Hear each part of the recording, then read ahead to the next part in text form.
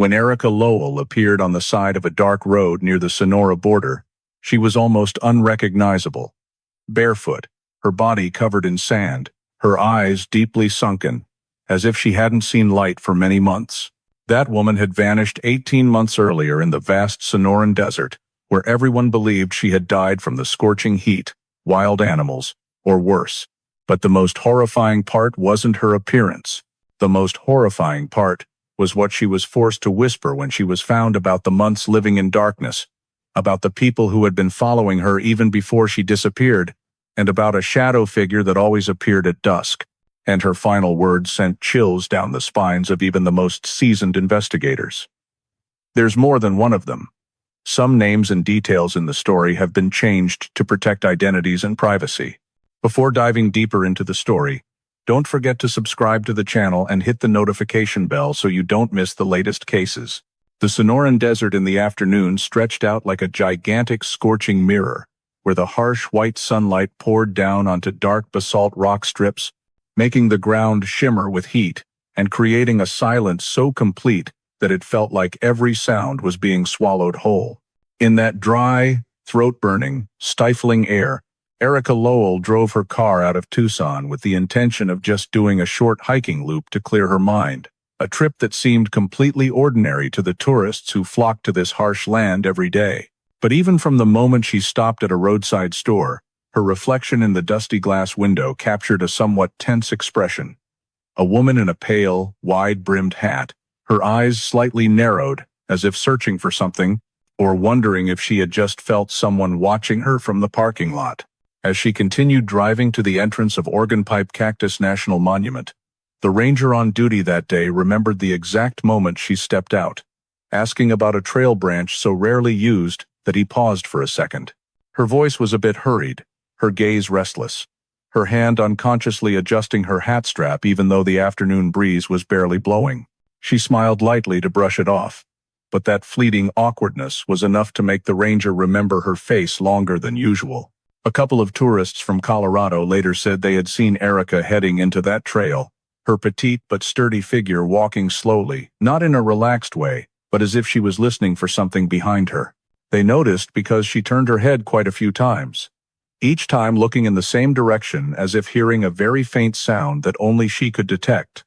They thought she was just being cautious because she was hiking alone, but a few hours later, the memory of that image made them shudder when questioned again. As the sun began to sink below the fiery red Sonoran horizon, the temperature shifted from burning hot to dry cold. A pickup truck driver passing through a stretch of black rock road glanced up at a slope and saw the silhouette of a woman standing motionless. He didn't get a good look because the late-day sunlight distorted the shape, making the figure seem like it was dissolving into the air, so he couldn't tell if he had seen a real person or just a mirage from the lingering heat rising off the cracked ground. Still, the uneasy feeling he carried away from that place was very real. Night fell, darkness swallowed every cactus ridge, and the silence grew thick. Erika didn't reply to messages. Then she didn't answer calls.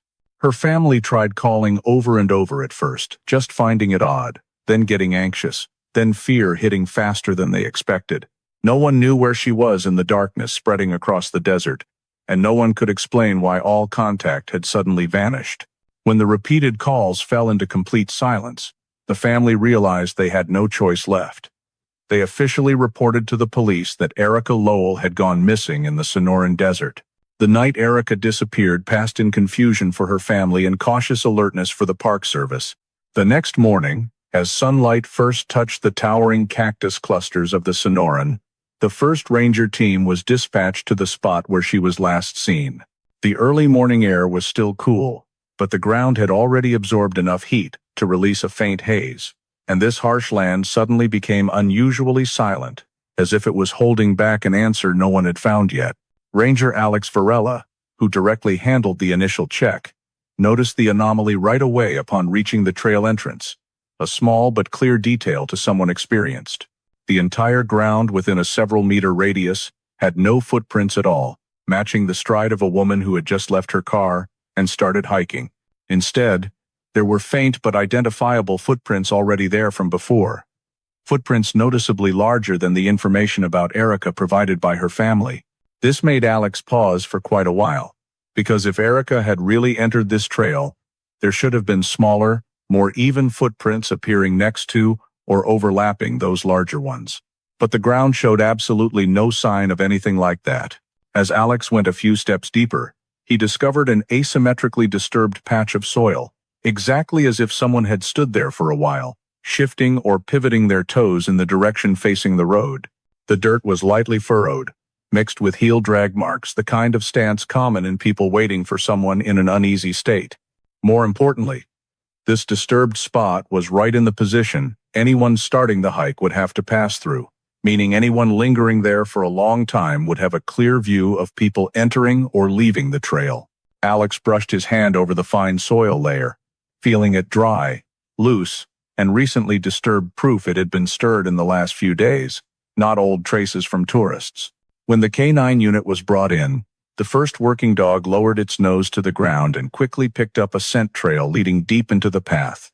Everyone watched silently, hoping this was the first clue that could lead to Erika's location. The K9 went about 200 meters before suddenly stopping, head raised, ears twitching slightly. It circled back, trying to regain the scent but couldn't continue.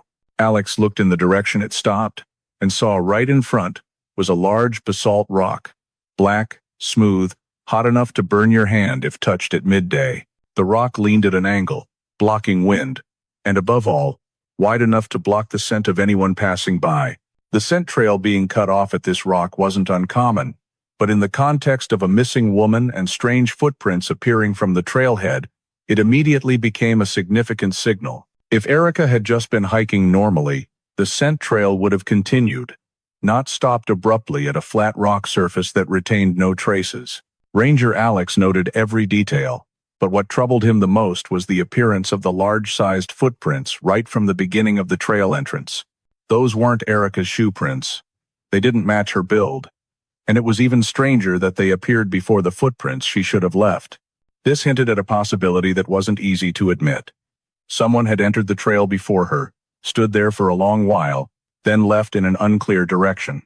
And if the witness from last night, the pickup truck driver, was correct, that he had glimpsed a figure standing on the rocky slope, then many pieces started fitting together in an unsettling way. The Sonoran is vast and full of heat mirages, but rarely is a motionless human silhouette dismissed as a mirage, especially when it aligned with the disappearance route of a woman. Alex continued deeper for another stretch, this time closely observing the impressions in the sand. There were light walking marks, unevenly spaced, and in some spots tilted as if the person walking was turning their head to look back. The rangers noted that this stride length was closer to a woman's gait, possibly belonging to Erika, but right next to them, parallel, were still those larger footprints, imprinted deeper and clearer, as if heading in the same direction. That image left no one voicing what they were all thinking. Two people had gone in the same direction, but not with the same purpose. In the initial report sent back to the center, Ranger Alex wrote only one concise sentence, not conclusive, but enough to open a new direction for the entire investigation. There is a possibility that Erika was not hiking alone. At the trailhead, footprints of another person appear, following behind her. That was the first clue, simple but heavy, signaling that this disappearance no longer fell within the scope of an ordinary accident. And from that moment, the search for Erika Lowell shifted from a rescue effort to an investigation into a vanishing with human elements involved, a presence that was invisible but had left clear marks on the scorching ground of the Sonoran Desert. Erika Lowell's car was found at noon, when the sunlight beat down on the Sonoran Desert ground, making everything so hot it shimmered like air rising off pavement. Ranger Alex and the search team drove around lesser-used routes, based on observations of the footprint directions and judgments that if Erika had gotten lost or strayed off the trail, she might try to find her way back to main paths. But the car wasn't near any logical route. It was discovered on a small gravel-covered side branch, completely off from the route the gate ranger had initially noted.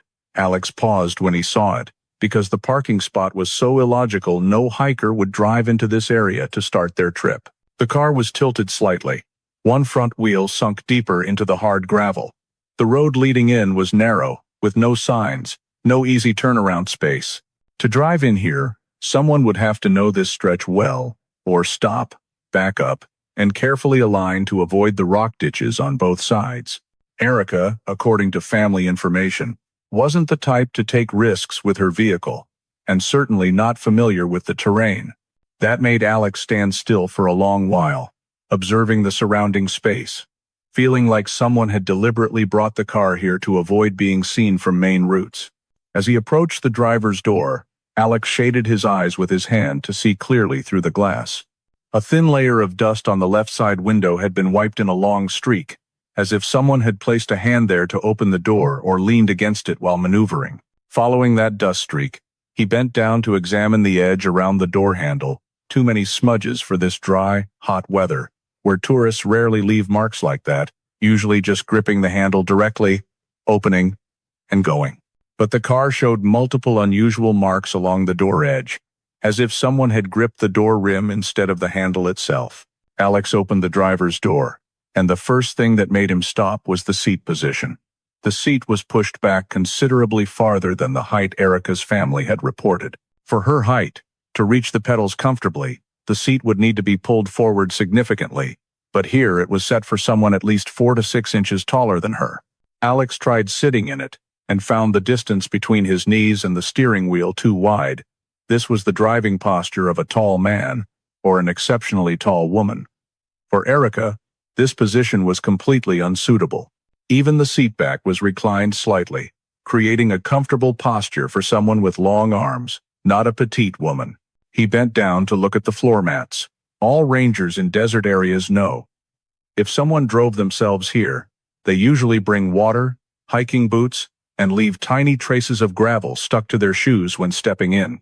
But the mats were unusually clean, except for a few scattered sand grains that didn't reveal anything specific. That unnatural cleanliness bothered Alex, as if the driver had entered here without starting from the main trailhead, or the driver hadn't even stepped out from the sandy area to get into the car. Everything gradually aligned with the feeling that the car didn't reflect Erika's journey. He checked the passenger seat, dashboard, interior door handles, all showing inconsistencies. The interior passenger door handle had fresh, smooth smudges, only on one side, the kind that appears when someone in the passenger seat hurriedly closes the door. But why would there be a passenger? Erika was hiking alone. 3 witnesses all saw her go alone. The question hung in the hot wind. The left rear window was lowered a small crack, just enough for air to pass through. In this weather, most tourists either lower it fully or close it completely. No one leaves a meaningless small gap like that. Alex looked closely and noticed the dust on the glass edge had been wiped, a sign that someone had rolled it up and down, not caused by wind. That gap didn't make the car cooler, but it was perfect for someone needing to observe behind without opening the door. Alex stepped back, viewing the car overall. It stood there out of place on the abandoned gravel patch. With no signs, it was the starting point for a hike. No forgotten water bottle, no casually discarded map, no scattered items like someone preparing a trip in a hurry, no human elements of Erika left in the car. Even the steering wheel was strangely clean in the fine dust environment of the Sonoran. As he returned to the driver's seat to add more notes, Alex briefly noticed the steering wheel tilted slightly to one side. A person of limited height would instinctively adjust it higher or pull it closer, but here there was no sign of that. Everything was set to the habits of a driver familiar with this car but incompatible with Erika's body. Though he couldn't conclude anything immediately, with years of experience, Alex knew steering wheel position is often a personal habit rarely changed unless someone else is driving. A long silence fell as Alex stepped out of the car, his eyes following the gravel road where it was parked. The narrow path ahead led behind a rock ridge, creating a hidden corner invisible from afar. Thinking about that, he again felt the car was placed exactly where no one would notice, as if the driver wanted to avoid any glances from the entrance direction or main routes. In the report sent back to the center, Alex didn't use heavy words, but he wrote one clear, objective sentence, based on everything the scene revealed. Based on the parking position, the driver's seat adjustment, and the marks outside the door, it is highly likely that Erika Lowell did not drive this vehicle herself to the location where it was found. And from that assessment, the direction of the investigation began to change. This disappearance was no longer simply a case of a woman getting lost in the desert.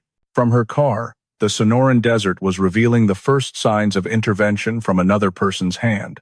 Someone who had touched the door, adjusted the seat, driven the vehicle into a spot no one would notice, then vanished into the scorching emptiness ahead.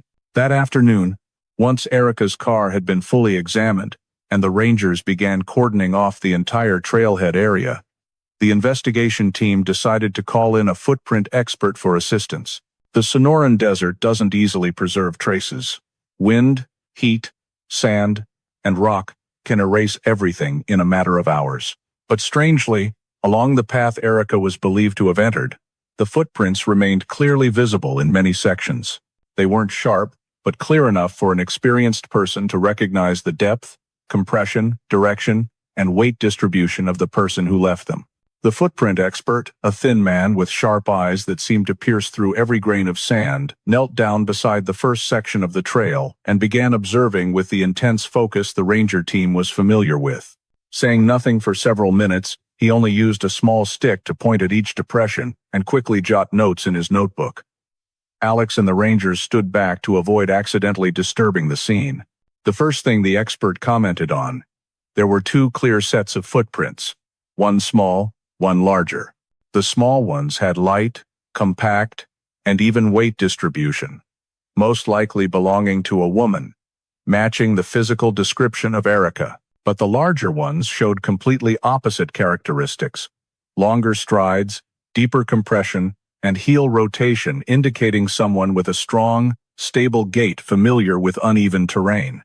The expert closely examined the parallel path between the two sets of footprints. He said to Alex in a low, concise voice, "The small prints appear first, the larger prints appear after." He explained that in many sections, the larger prints overlapped the edges of the small ones, or had sand drifted from the small prints onto the larger ones, indicating a time sequence rather than two people walking side by side at the same time. The small prints went first by a few minutes, and the larger ones followed, maintaining just enough distance not to step directly on Erika's prints. Alex took careful notes. Though not surprised, since the trailhead had already shown similar signs, having it confirmed by an expert significantly strengthened the severity of the case. As they went deeper into the trail, the footprint expert pointed out another worrying detail.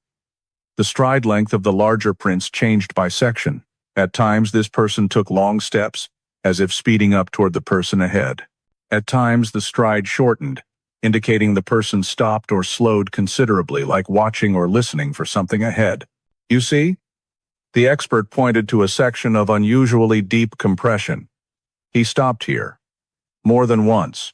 On the desert ground, where each footprint leaves different marks depending on moisture and sand particle structure, the behavior of stopping multiple times was clearly shown through two details: unusually deep heel sinking and slight forward scraping of sand, as if the person was standing still and shifting their body to observe.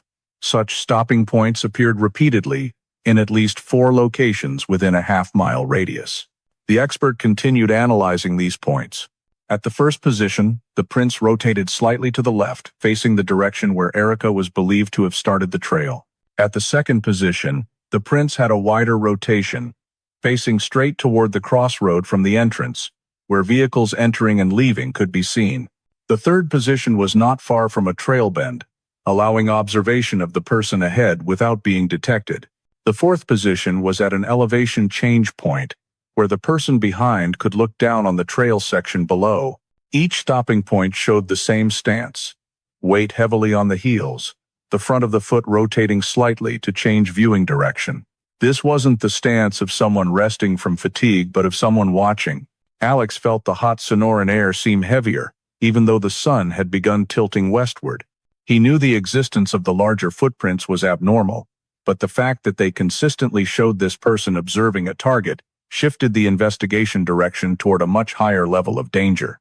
The footprint expert continued a few more sections. When bending down to an impression, he shone a small flashlight on the footprint edge.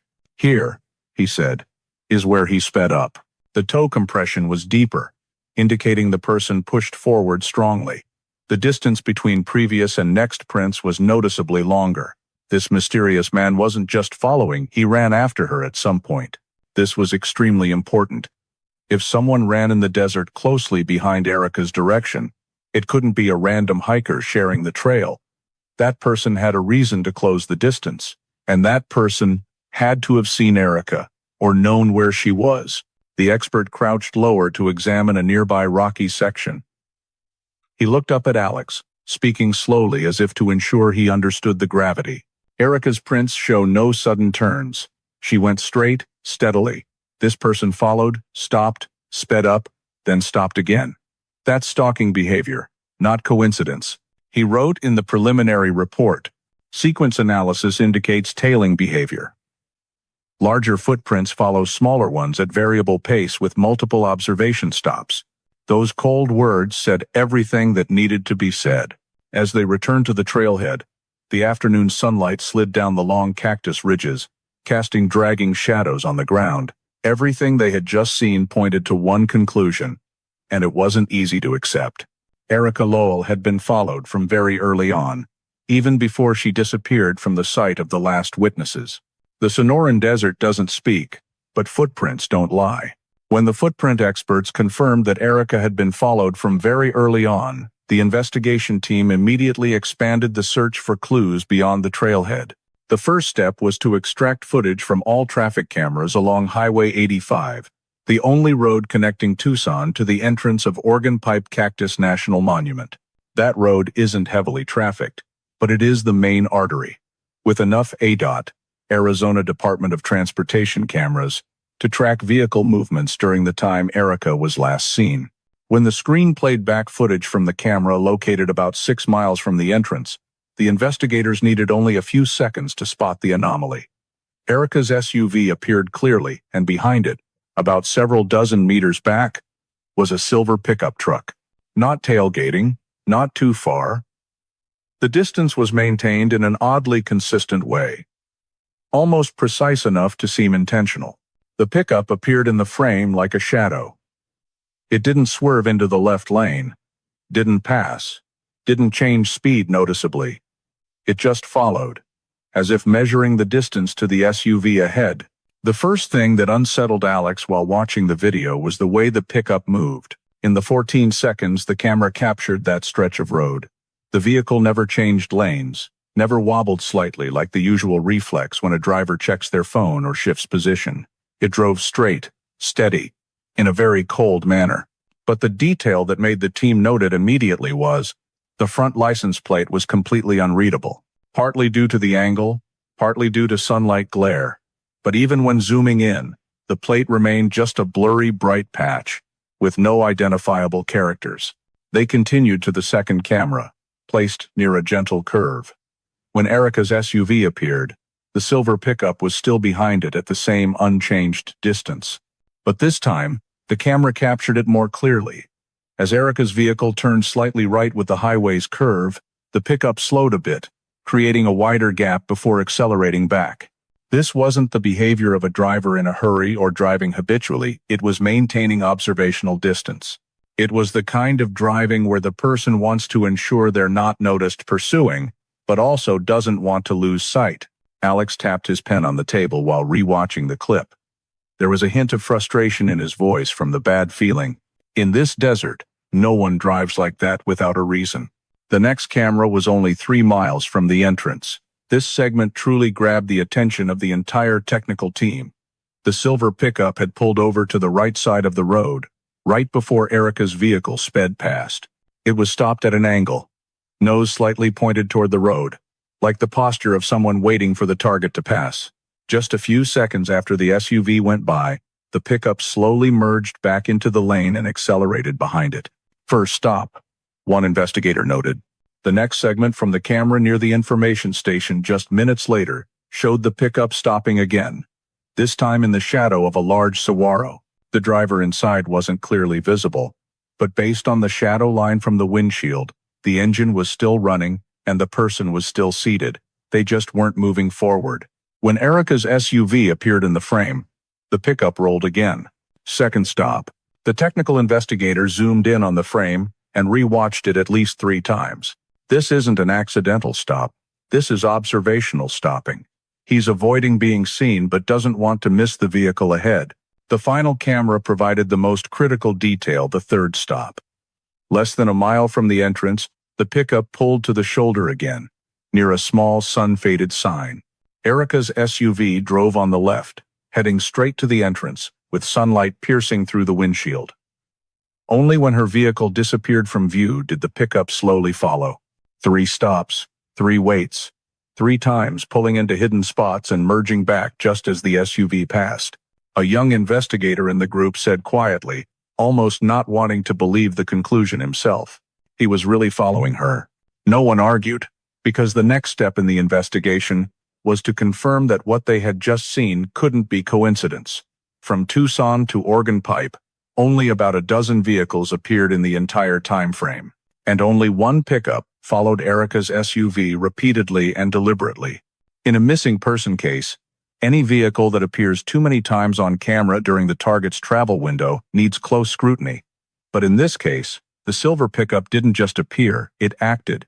3 stops, 3 instances of distant observation. No plate, no visible driver, no one remembering passing it. When they reviewed the entire route and found no scene of the pickup passing Erika or turning off in another direction, the suspicion became obvious fact.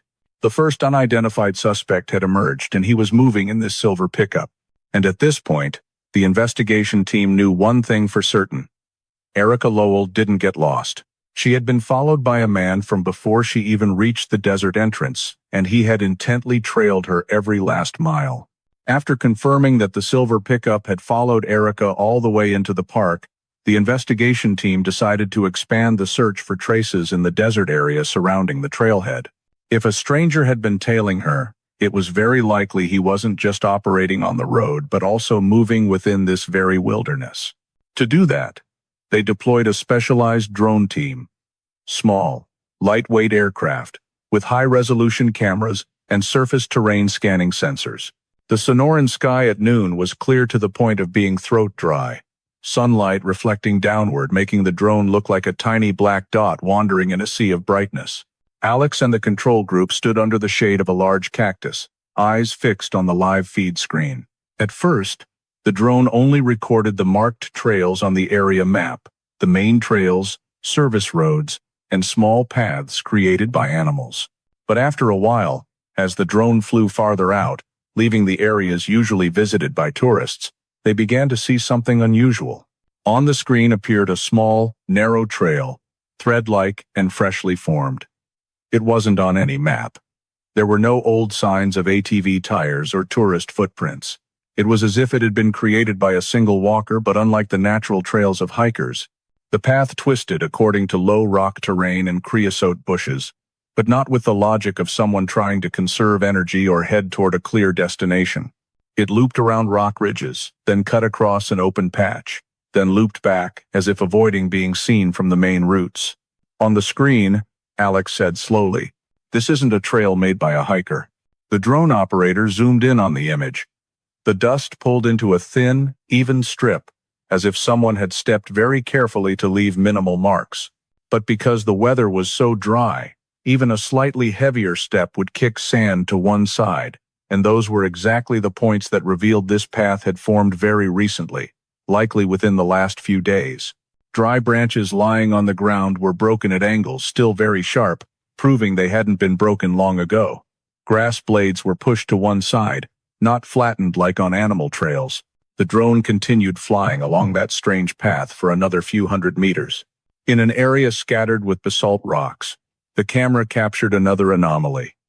On the surface of a large rock, glossy under the sun, there was a long hand smear diagonally, as if someone had gripped it to step around the rock face.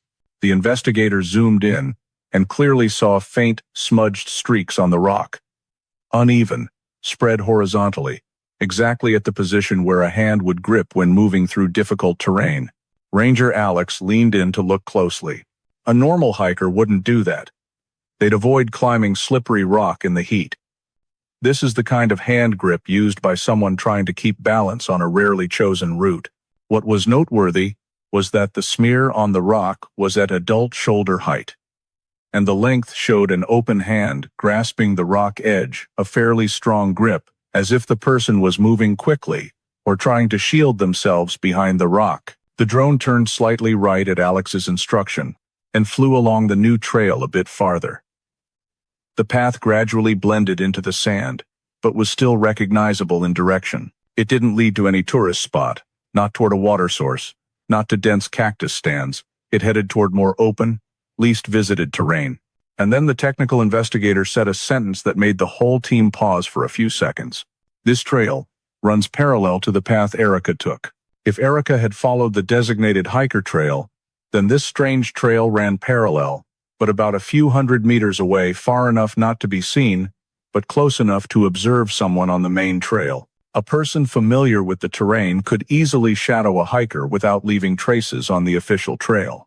They continued comparing GPS maps, drone imagery, and the footprint analyses. One thing stood out clearly. The positions where the footprint expert had identified the stranger stopped to observe were all near points where this new trail crossed.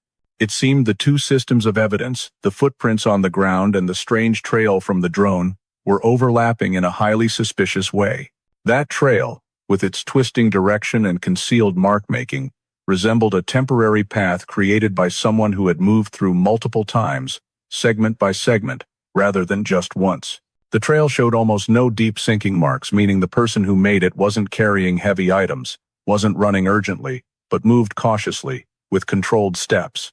Alex breathed slowly as he looked at the map appearing before him. This isn't a trail anyone made by accident. This is the path of someone who knew they weren't supposed to be discovered. From that moment, in the investigation team's preliminary report, they added one important line, marking a new shift in the case. A non-system trail, recently formed, running parallel to the victim's trail. Likely the movement route of the unknown individual. The Sonoran Desert has plenty of empty space to hide anything, but the new trails the drone had just found were like clear cuts on what seemed a perfect surface. And in the wild silence of this land, those tiny disturbances began telling a darker story. Someone had been coming and going here multiple times, with purpose and with reason to avoid detection. This was no longer just a disappearance. This was evidence of someone operating in the shadows of the desert, a person with habits, private routes, and very likely, a specific target. As the drone continued scanning the area west of the trailhead, one of the rangers on the ground reported over radio that they had just discovered a pale-colored object lodged in a rock crevice about half a mile from the main path. Alex immediately directed the nearest team to check it out. That area was all black basalt rock, baked by the sun to the point where heat waves rose visibly, even though the sun had shifted into the afternoon. Rock crevices in the Sonoran are often deep and narrow. Strong winds can blow dust and sand into them. But for an object to end up there without being torn or carried away is rare. When the ranger approached, they realized the object was the wide-brimmed hat Erika had been wearing in the roadside store camera footage. Pale fabric color, hat brim slightly curled from sun shrinkage, but not torn or covered in dirt as if blown hard by wind. What made Alex frown was its position.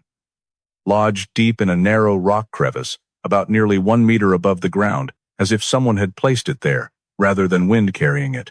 The wind direction in the area had been blowing south-southwest all morning, completely unable to carry the hat from the trail to this spot.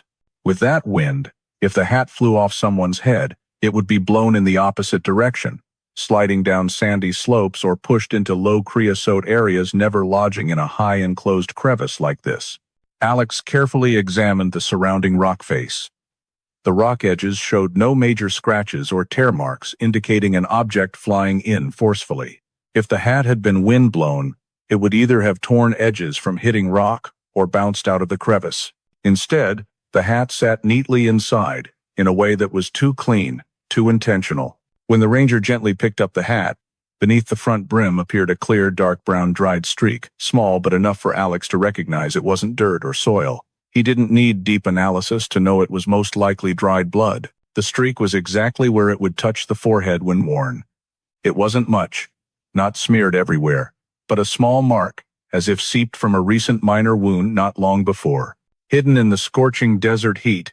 That detail silenced the team for a few seconds. A hat with a blood streak lodged in a rock crevice where wind couldn't reach. It didn't fit any natural scenario.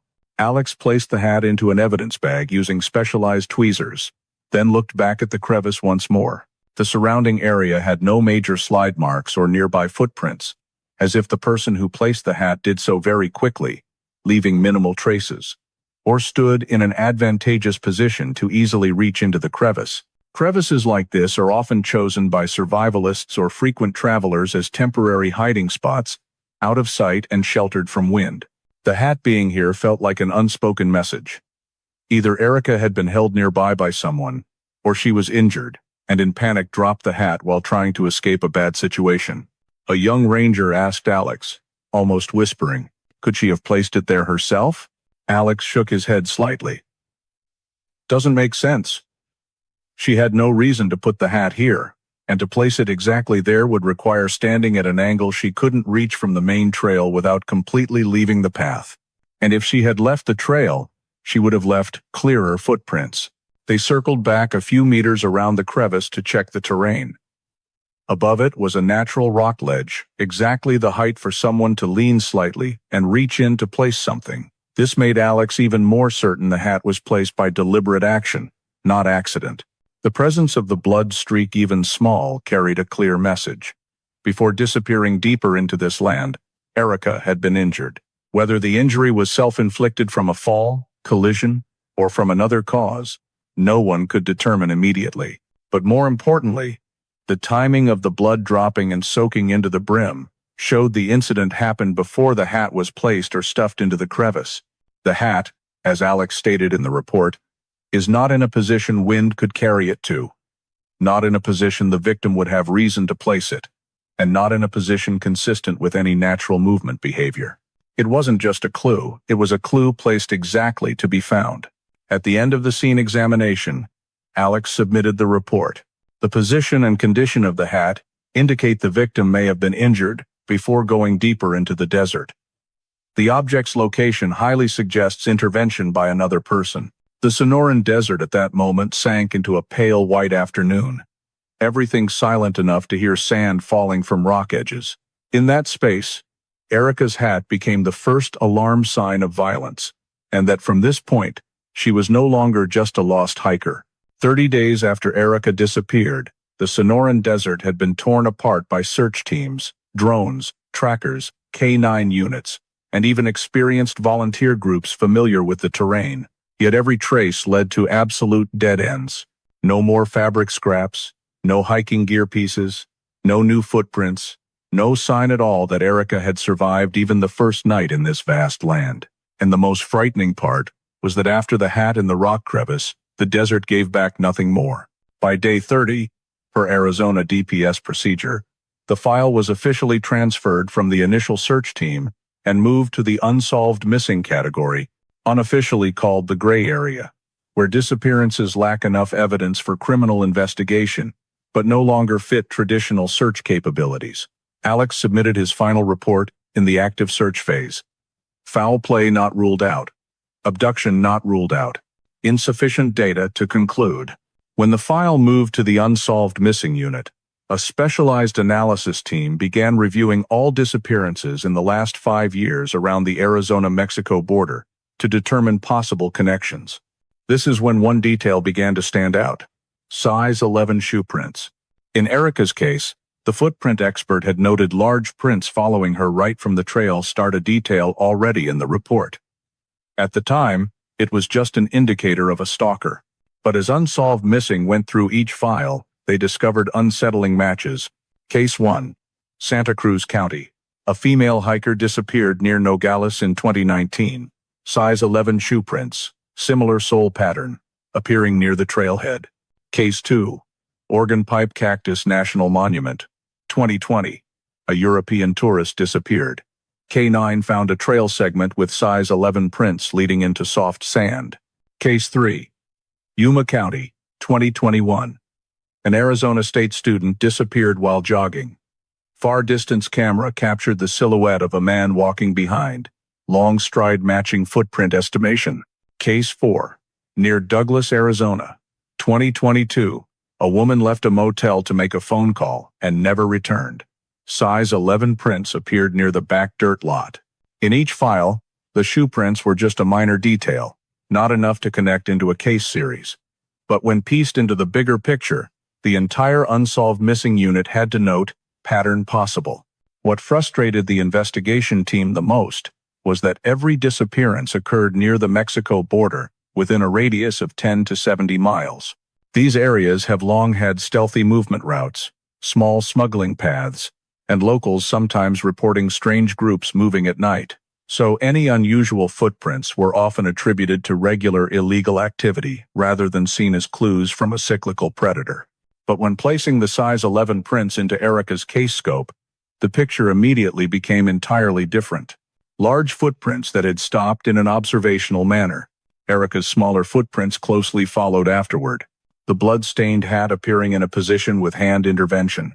The car placed in the wrong spot, seat adjusted wrong. Those scattered elements, when combined, no longer seemed random. One afternoon, in the records room of the Unsolved Missing Office in Phoenix, the investigators specializing in border disappearance chains, Sergeant Melissa Duran, looked at the newly built timeline and said a sentence no one wanted to hear. If these cases are connected, it means we're looking at serial abductions, and Erika is just one of them. From that moment, Erika Lowell's disappearance officially stopped being considered a lost in the desert case. It was transferred to the Criminal Behavior Analysis Group. One more detail that sent chills down their spines. In all 4 previous cases, no victim was ever found.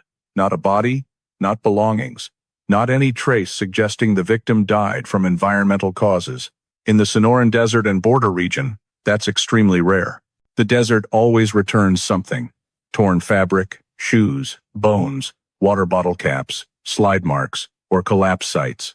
But here, completely blank. When added to Erika's file, the absolute silence at the scene no longer resembled nature. It resembled silence created by human hands. Someone who knows how to erase traces. Someone who knows how to exploit terrain. Someone who had appeared 4 times. And possibly more. The Unsolved Missing Unit wrote in the final risk assessment report. Case may involve unknown serial abductor operating along southern Arizona corridor. Subject demonstrates tracking ability and familiarity with terrain. In that shift, the Erika Lowell case moved from the state of hoping to find a survivor to a mysterious file full of shadows, officially becoming a cold case after 30 days with no progress whatsoever. The investigation began heading in a direction no one in Erika's family had ever dared think. She didn't just get lost in the desert.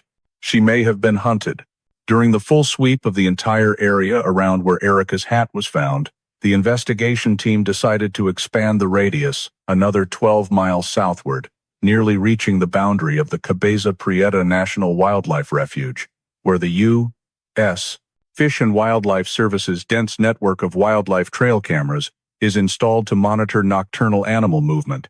This is a place humans rarely venture, especially in hot seasons, due to terrain full of cholla cactus, jagged basalt rocks, and soft sand pits that can swallow a person in seconds. But right in the place where humans appear the least, the investigation team discovered a piece that suddenly shifted the entire Erika Lowell case in a completely different direction. A technician said in a low voice, "We have a strange capture." A short video clip from trail camera number 47C placed on a little-used animal path was played on the field operations screen. The image was blurry, grainy, typical of low-resolution wildlife cameras. But from the very first frame, the whole team went silent. A woman. Infrared light illuminated a thin figure, wearing light-colored clothing, walking very slowly through the edge of a rock crevice. Limping steps. Left shoulder lowered. Right arm held close to the body as if clutching a wound. The investigators immediately zoomed the entire video to the maximum possible. But the distance was too far, the angle diagonal, and the camera designed only for wildlife, so resolution was extremely limited. However, the build, estimated height, and way of carrying the hat, the wide-brimmed hat, still hanging loosely on the woman's back, all matched Erika Lowell's description. Only one thing: no face visible. Darkness and low resolution made the face just an undefined black patch. Was that Erika? Investigator Alex watched the video without blinking. The labored gait, the caution, occasionally stopping to tilt the head as if listening for sounds behind, exactly like the description from the Colorado couple who encountered Erika on the trail the day she disappeared. But what made everyone shudder wasn't the figure. It was the moment at second 11. The woman stopped abruptly, turned her head toward a direction completely submerged in darkness. The camera captured the moment her neck jerked slightly, as if reacting to movement. Then, she vanished from the frame, blending into the darkness behind towering basalt rocks like a natural wall. A few seconds later, in the far right corner of the screen, a light appeared. The light of a makeshift torch, or a small fire source held by someone. The torch moved slowly, deliberately, not like a flashlight or natural reflection. That was human movement. Someone standing still, observing, or searching. A tall silhouette, visible only for 0.7 seconds, enough to recognize the body proportions were not a woman's, and completely unlike any tourist's appearance. The investigation team replayed that segment at least 20 times, then another 20 times more. In every frame, the left hand of the person holding the torch was slightly curved, wrist rotated inward, a gesture characteristic of someone accustomed to using light for night scanning. In the silence, Sergeant Duran said very quietly, "Not coincidence. Not a random passerby. This person knew where she was." Immediately, the technical team opened the video file's metadata. And that's when they noticed the clear anomaly. The timestamp had been altered. Instead of recording the exact time when the camera activated, GPS synced from the server, the file showed a scrambled timestamp, something almost impossible to occur naturally, especially with trail cameras synced every 12 hours. In desert disappearances, corrupted files can happen due to low battery or high heat, but when checking the system log, the technician discovered the camera had been manually turned off about 1 hour before the video, then manually turned back on. Timestamp reset due to firmware forced restart, but this only happens when someone deliberately powers down the device. In other words, someone had approached the camera, knew how it worked, knew where it was, and intentionally interfered. This raised a terrifying hypothesis. Not only was Erika captured on camera, but someone following her had deliberately left limited traces to hinder tracking. The frame-by-frame analyst spotted one more detail. In the final frame, when the torchlight flared, the silhouette leaned slightly forward in an unnatural way. A detail that the movement identification expert called stance hunting posture, the posture of someone trying to identify a target in darkness. This completely ruled out the possibility of a ranger or lost hiker. This was targeted behavior. And the target? Very likely Erika. The investigation team immediately deployed a forensic group to collect shoe prints around the trail camera. But what they found pushed the case deeper into darkness. Size 11 shoe prints appeared on the hard ground next to the camera. Exact same sole pattern, exact same observational stopping style as at the original trailhead. This was now the 5th time in Arizona-Mexico border files that size 11 prints had appeared. And this time, they were less than 40 meters from the shadow of a limping woman. In the official report, there was only a concise sentence: subject possibly followed after disappearance. Evidence of nighttime pursuit recorded. But outside the report, when the meeting room lights were off, leaving only Alex and Duran staring at the final frozen frame of the video, where the faint torchlight faded behind the rock, both understood. If the woman in the video was Erika, it meant she was still alive at the time the camera recorded. If the man holding the torch was the size 11 print suspect, then he wasn't just following her in the afternoon, he continued hunting her through the night. And if he was confident enough to tamper with the camera without leaving traces, then this wasn't the first time he had done it. The Erika Lowell case, already transferred to cold case status, suddenly flared up in a way no one expected, through the blurry silhouette of a limping woman in the night and the hunter following her with a burning torch. A brief moment in the vast desert, but enough to change the entire direction of the investigation. After examining the wildlife camera footage, capturing the silhouette of the limping woman and the distant torch-holding figure, the investigation team decided to expand the search radius in the direction the woman in the video had vanished. That was deep sand connecting basalt rock structures. where the terrain was both unstable and constantly reshaped by wind, causing any footprints to disappear after just one night. But right in the area where nature erased all clues, the technical team discovered something unnatural, a patch of ground with lower compression density than the surroundings anything but natural. They immediately deployed GPR, ground-penetrating radar, to scan the surface. Within minutes, the radar screen showed the clear outline of a metal structure buried nearly 6 feet under the sand. The edges were not natural, square corners, precise joints, resembling a storage bunker or homemade shelter.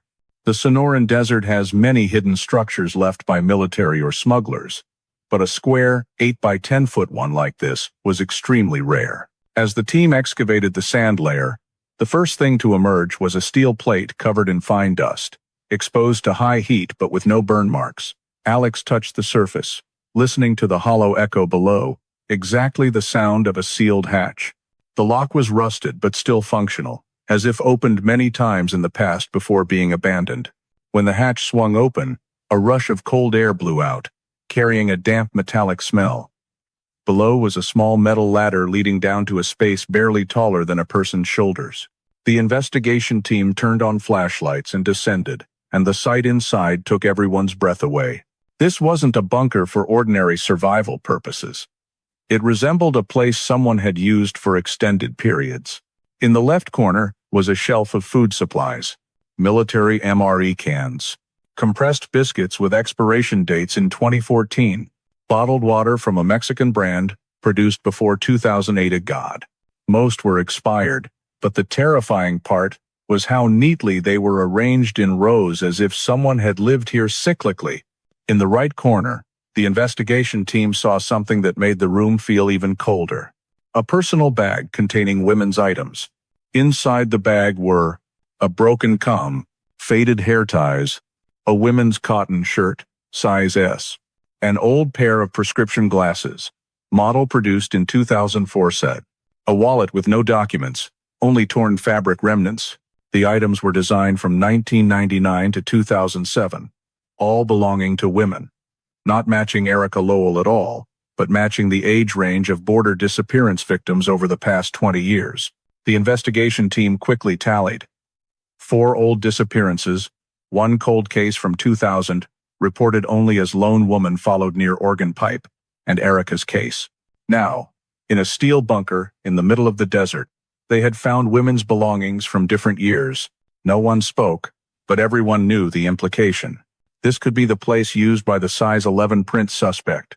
As they continued searching, flashlight beams swept the back wall, and what appeared made the entire team freeze completely. On the wall, etched with a sharp object, deep and forceful strokes, strange symbols, resembling a mix of O'odham native writing and border smuggler trail markers. Some symbols depicted sunset directions. Others represented a person following behind. These etchings weren't decoration, they resembled trail markers or behavioral records. And right in the center of the wall, a long phrase, carved so deeply the metal was curled. "He comes at sunset." Duran stood silently, reading each letter again. Not childish graffiti. Not a random phrase. This was a warning, or a description of a habit. But whose? A previous victim's?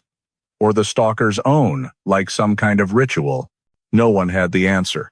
Next to that phrase, Alex found a scratch long, deep on the steel plate. A scratch that forensics determined was from human fingernails. Someone had tried to claw into the steel, someone searching for a way out. They continued checking the bunker ceiling and noticed a small ventilation hole. Thick dust buildup, indicating the bunker had seen little use in recent years. But that didn't mean it was ownerless. The desert doesn't create steel bunkers with food sorted by expiration dates on its own. This was a place someone had come to, left, returned to, and then vanished again. As Alex stepped out of the bunker, he looked westward where the sun was slowly descending behind the red hues of the Ajo Mountains. He comes at sunset, not a random detail. If the size 11 prints always appeared in the late afternoon in previous cases, it meant the person had a habit of hunting at sunset, when the light was just enough to clearly see footsteps, but dark enough for the victim not to see him. The bunker hatch closed behind them, a thin layer of sand covering it as if not wanting anyone to see the truth it held. But the truth had emerged. Someone lived here. Someone used this place as a hideout. And worse, someone had brought women here before they disappeared. This discovery was immediately entered into the report. Subterranean structure confirmed. Evidence of prolonged habitation. Possible linked victims. Behavioral signatures indicate selective abduction pattern. The Erika Lowell case, thought to be stalled now, had a horrifying turning point. No longer just a cold case. It had just been upgraded to a manhunt for a predator silently operating in the Sonoran Desert for decades.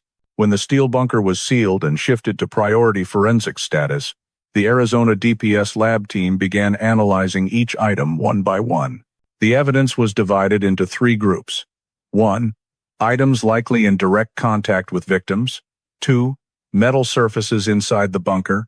And 3 items with low-level blood staining. These samples had potential for mixed DNA, the hardest to analyze, but in long-term disappearances, the most critical clues. 3 days later, preliminary lab results left the entire investigation team restless. The bunker contained traces of not just one person, but at least 3. The first sample analyzed was from the brim of Erika's hat.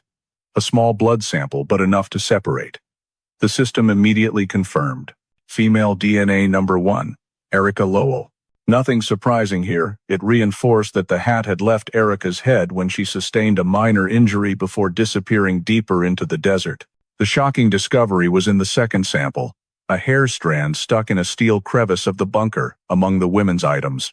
The hair was too old, slightly oxidized, but the root was sufficient for mitochondrial DNA analysis. The results silenced the lab.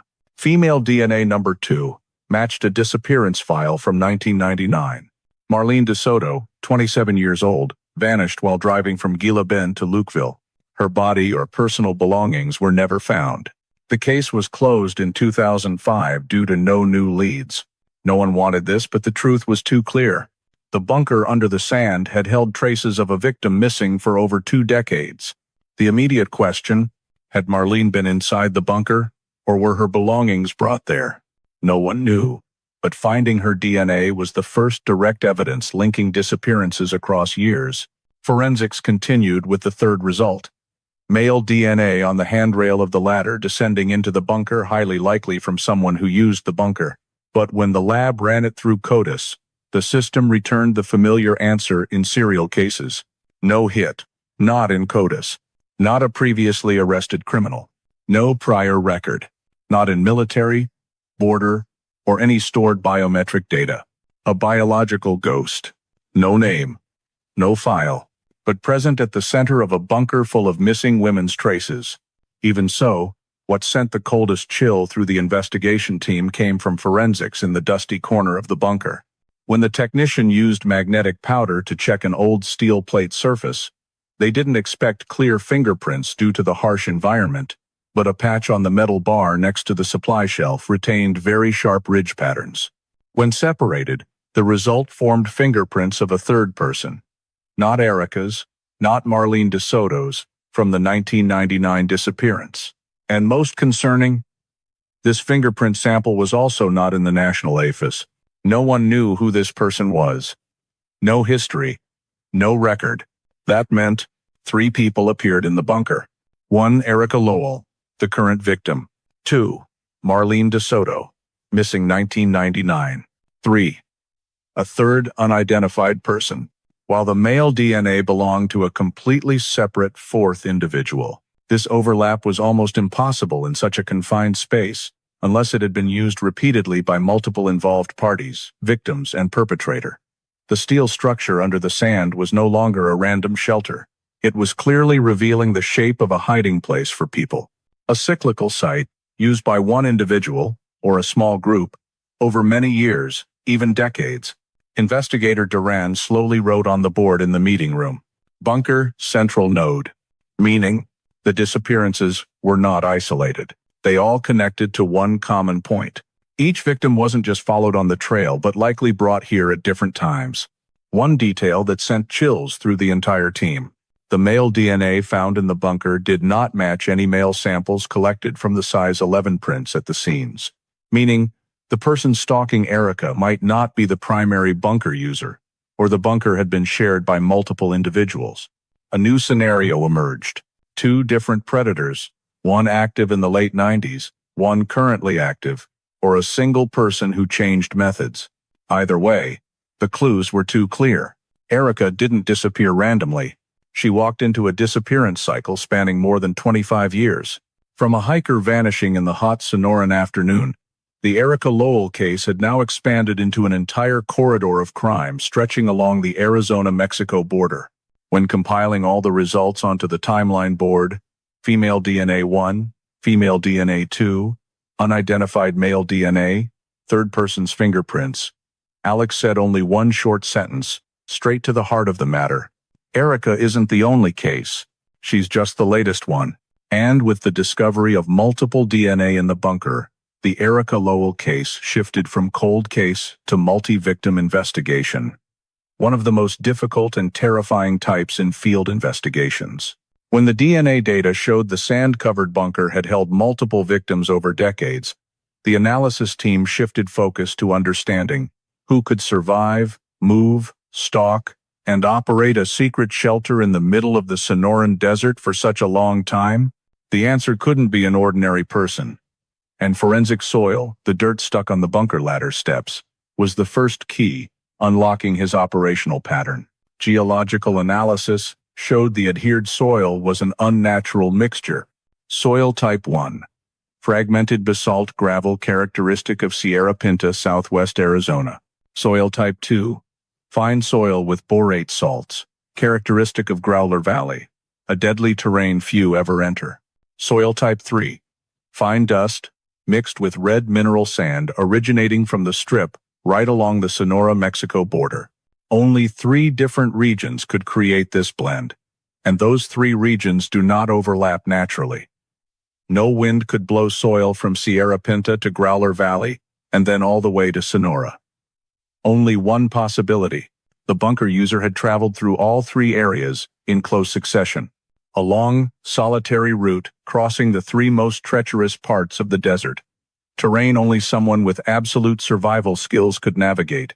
When plotting these soil regions on the map, the path formed an arc that enclosed all the disappearances occurring over 25 years. Sergeant Duran looked at the map and said, "Not a smuggler, not a migrant. This is someone who knows the desert like his own home." From there, the profiler began building the activity model based on the bunker. Steel structure. Uniformly welded person with mechanical or military experience.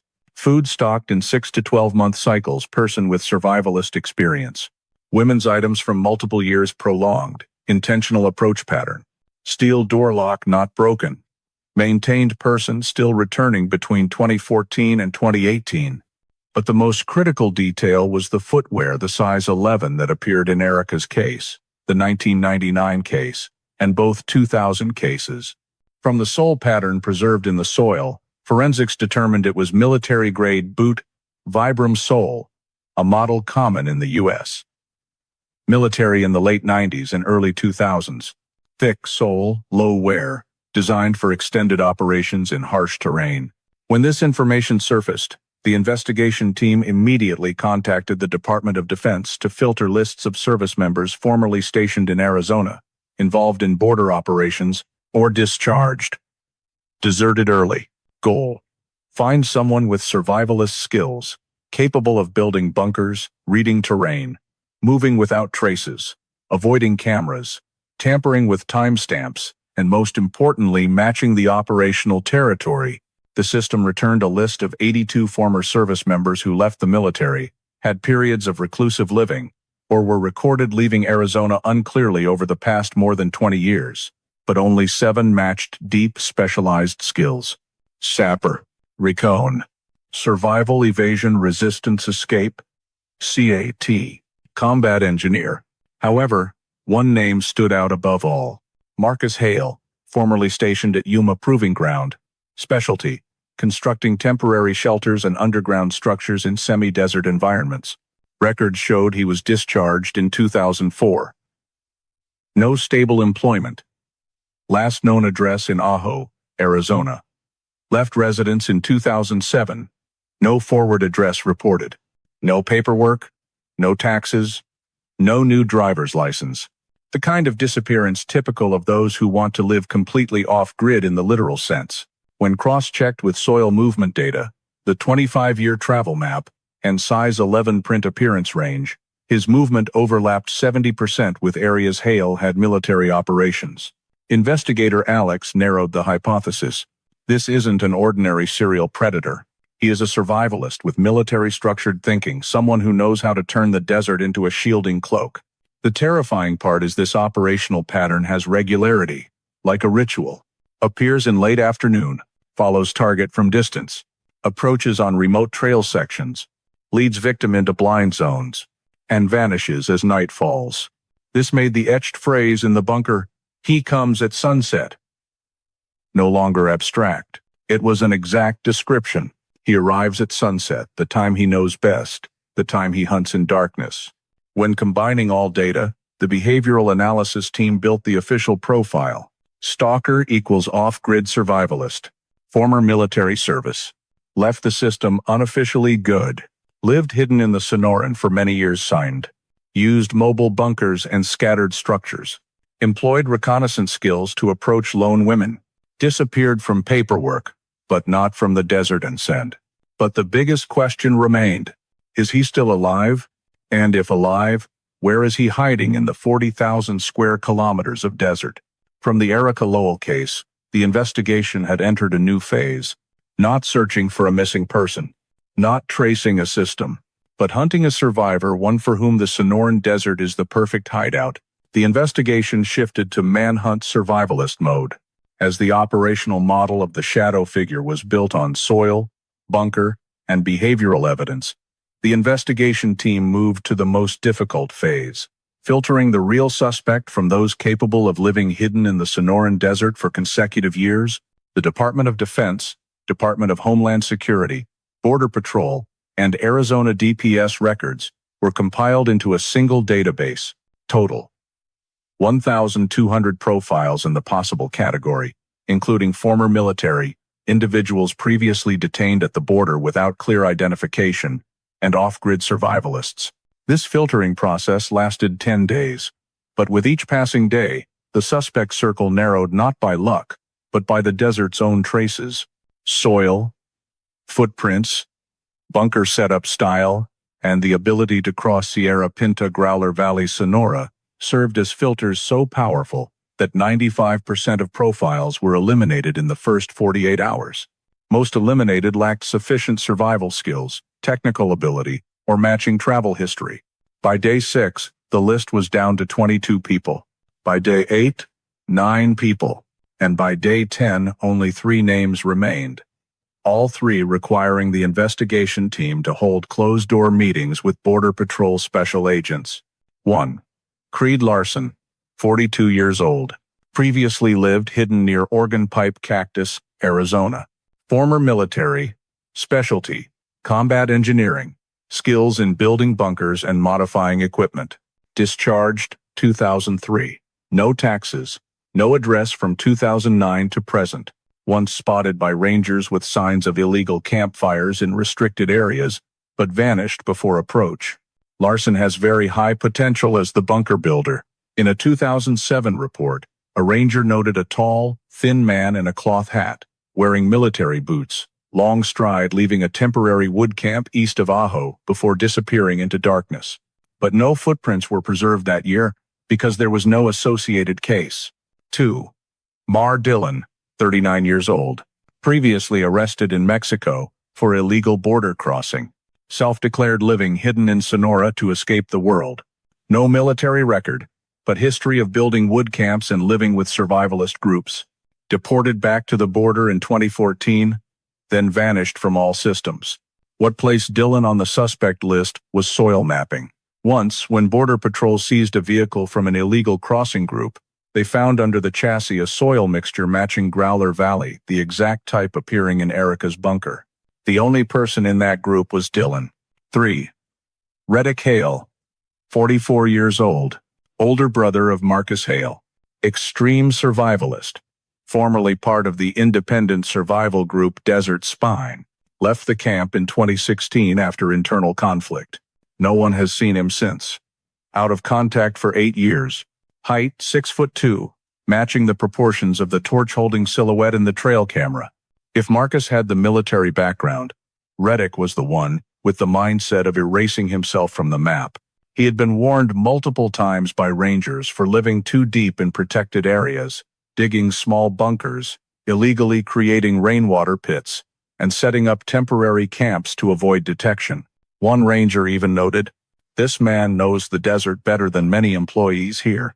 3 names, 3 skill sets, but the common points were operational territory, lifestyle, and travel routes, all overlapping with areas where size 11 prints appeared.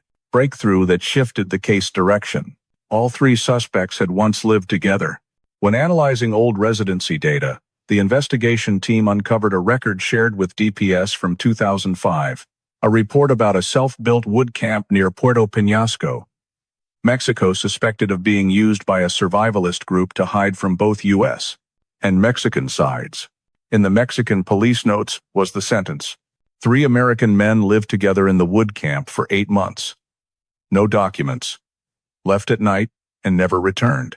When cross-referencing the sketch photos in the file, though blurry and lacking full detail, the basic outlines matched perfectly. Larson, Dillon, Reddick, Hale. The case had been built as the type a lone predator in the Sonoran shadows. But this discovery reversed the entire investigative model. Not one person, not one sole footprint pattern, not one set of erased clues, but a group, 3 men who once lived together, shared survival skills, hid in the same land, and used the same movement network. This also explained the oddities in the bunker. Multiple types of items from different eras, multiple DNAs, multiple fingerprints, bunker construction style, not completely uniform, size 11 prints appearing alongside size 10 prints, camera timestamp altered in a way mixing tech-savvy and basic manual methods order. The biggest hole the investigation team had fallen into was assuming a single perpetrator. But the desert doesn't follow that logic. It is the perfect place for a group wanting to vanish, share bunkers, hide victims, and take turns operating. Sergeant Duran said the sentence that silenced the meeting room. If all 3 of these men are still alive, we're not hunting one person, we're hunting a system. Traces linking the 3. When reconstructing the pattern year by year, a terrifying coincidence emerged. 1999 case. Time when both Reddick and Larson were present in Arizona. 2004, 2006 cases. Military boot prints appear matching Larson. 2009. Sonora soil matching Dillon's movement after Mexican deportation. 2012-2017. Size 11 prints reappear matching Reddick Hale's height. Erika's 2023 case. Movement pattern matching routes of all 3. The pattern was too perfect. Not one person. It couldn't be one person. Special Agent Conclusion. Trio Survivalist. The unofficial name given in the interagency meeting. Trio survivalist group of 3 men, once shared a camp, lived completely off-grid, moved in cycles, operated at sunset.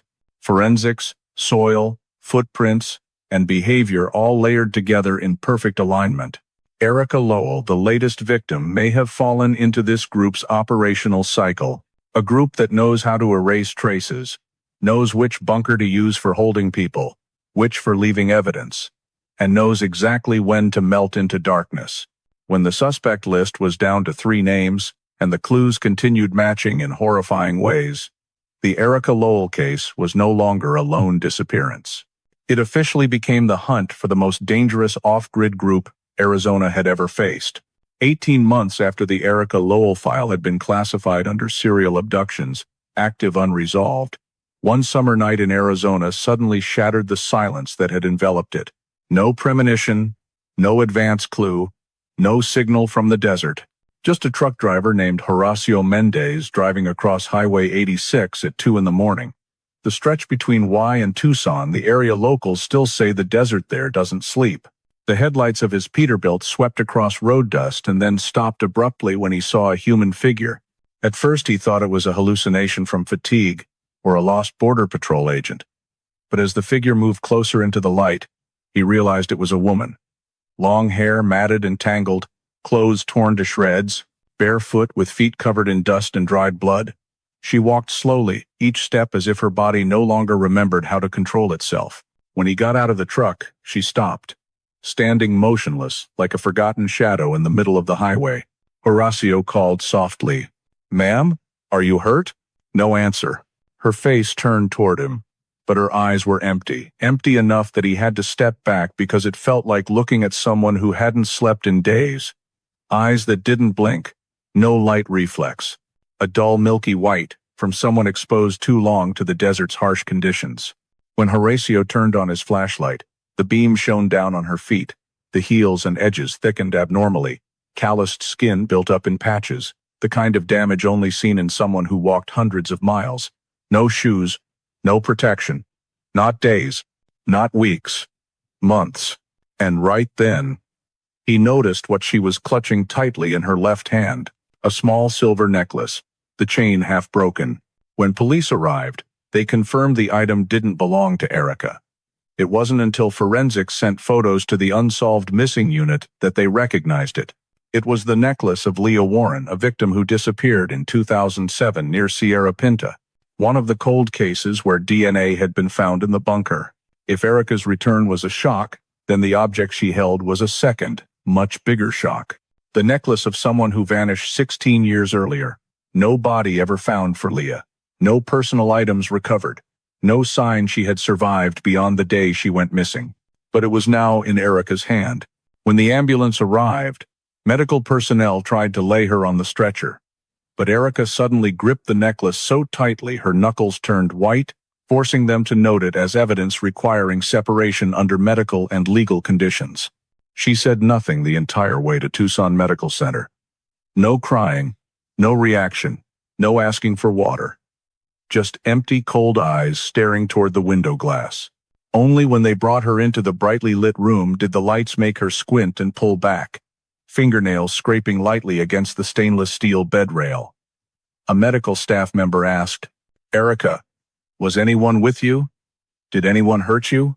And that was when she opened her mouth for the first time after 18 months missing, her voice hoarse and raspy, like someone who hadn't spoken in a long time. The whole room held its breath at what she said. "They're not just one." The statement froze the investigation team. The word "they," plural. Exactly as the profiler team had suspected. Not a lone predator, but a group, a system operating in the shadows. When the doctor continued asking, Erika only repeated it twice, each time quieter but clear. "Not just one. Not just one. Not just one." Immediately, DPS activated Protocol Amber Echo, tied to victims returning after long-term disappearances. The room was isolated, cameras turned on, 24-hour monitoring, FBI notified. Border Patrol sent personnel to the hospital within 40 minutes. Meanwhile, forensics photographed Erika's body in detail. Layered, sunburned skin, new scars not matching terrain injuries, deep bruising on left ribs, signs of being pushed or hard impact hand. Right, wrist skin worn in circles as if bound with plant fiber rope set. Eyes showing signs of prolonged darkness exposure bud. Feet no longer shaped like those of someone living in urban conditions. Each mark was an unanswered question. And Erika's statement. "They're not just one" shifted the entire suspect map from an individual to a network. Horacio, the one who found her, said in his statement, "She didn't look at me like someone lost. She looked at me like someone who had just escaped." The investigation team immediately linked Erika's return to the size 11 prints, the sand-covered bunker, the 1999 victim's DNA, the 2007 women's items, and the wood camp near Puerto Peñasco. Everything fit into a crime map spanning 2 decades. But there was something even more terrifying, something Erika hadn't yet said but her eyes already revealed. She wasn't sure she had escaped, and those people were still out there. On the morning of the 3rd day after being found, Erika Lowell was brought into a special interview room at the Tucson field office. The room had no traditional two-way mirror. Instead, It was a trauma interview space where psychologists, investigators, and neurologists coordinated to reconstruct memories of long-term captivity victims.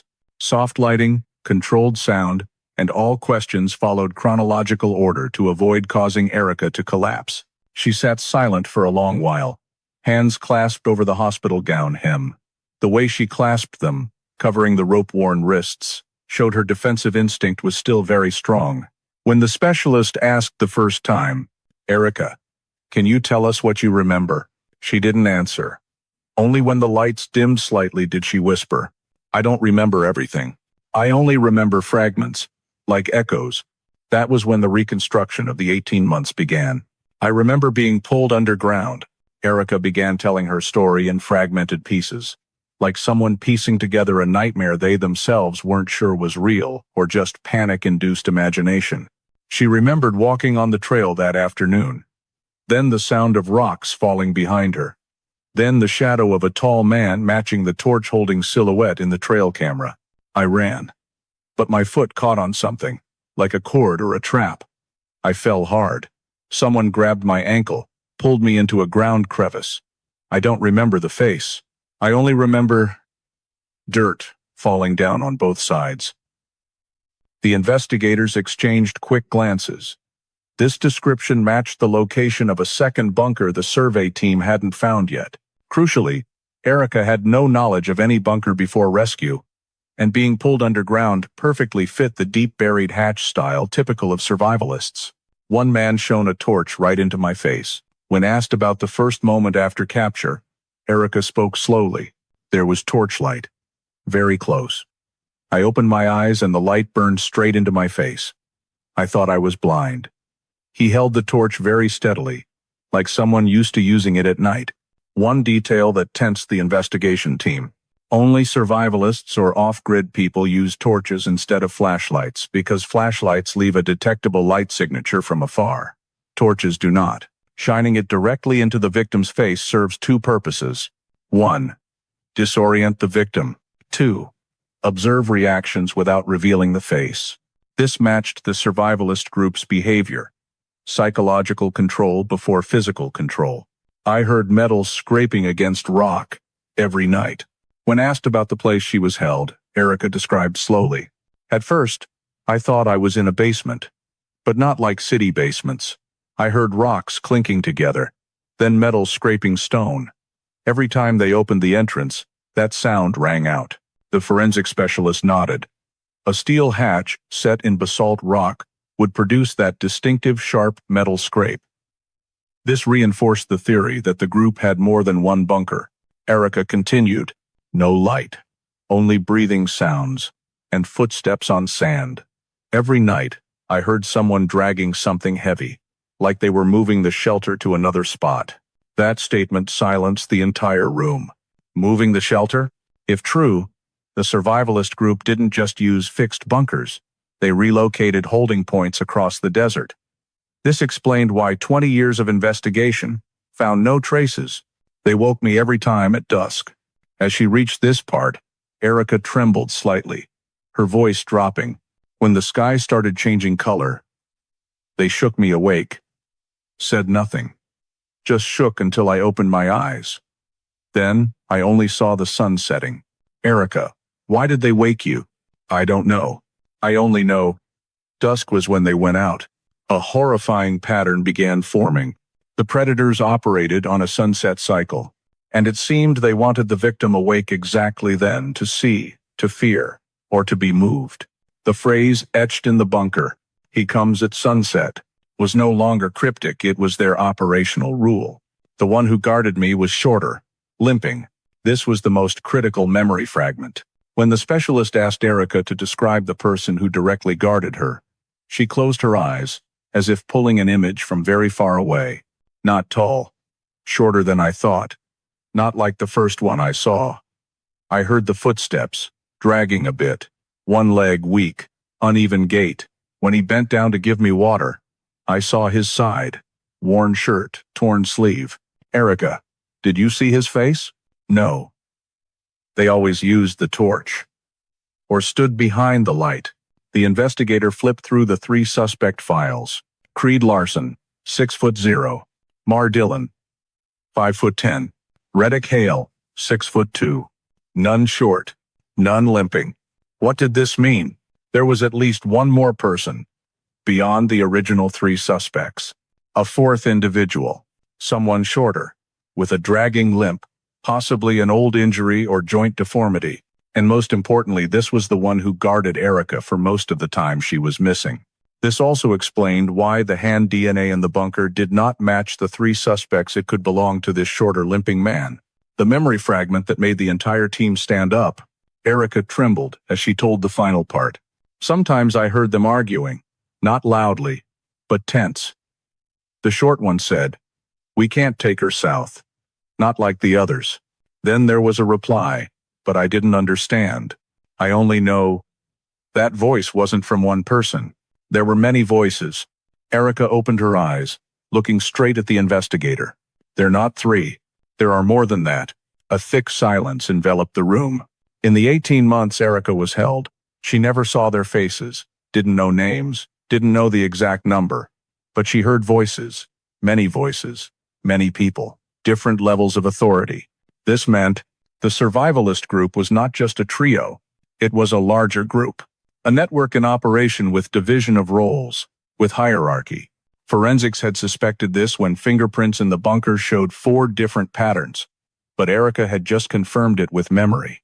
There was a fourth person, and he was limping, and he guarded her for the entire 18 months.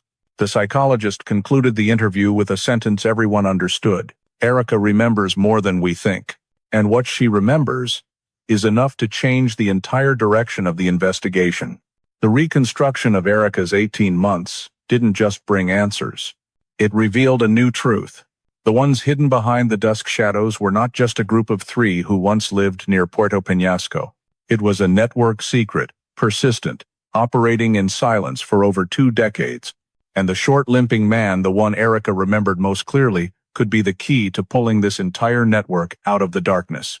2 days after the first interview, once Erika's statement had been analyzed line by line, breath by breath, every wavering detail in her memory, the investigation team decided to take the next step.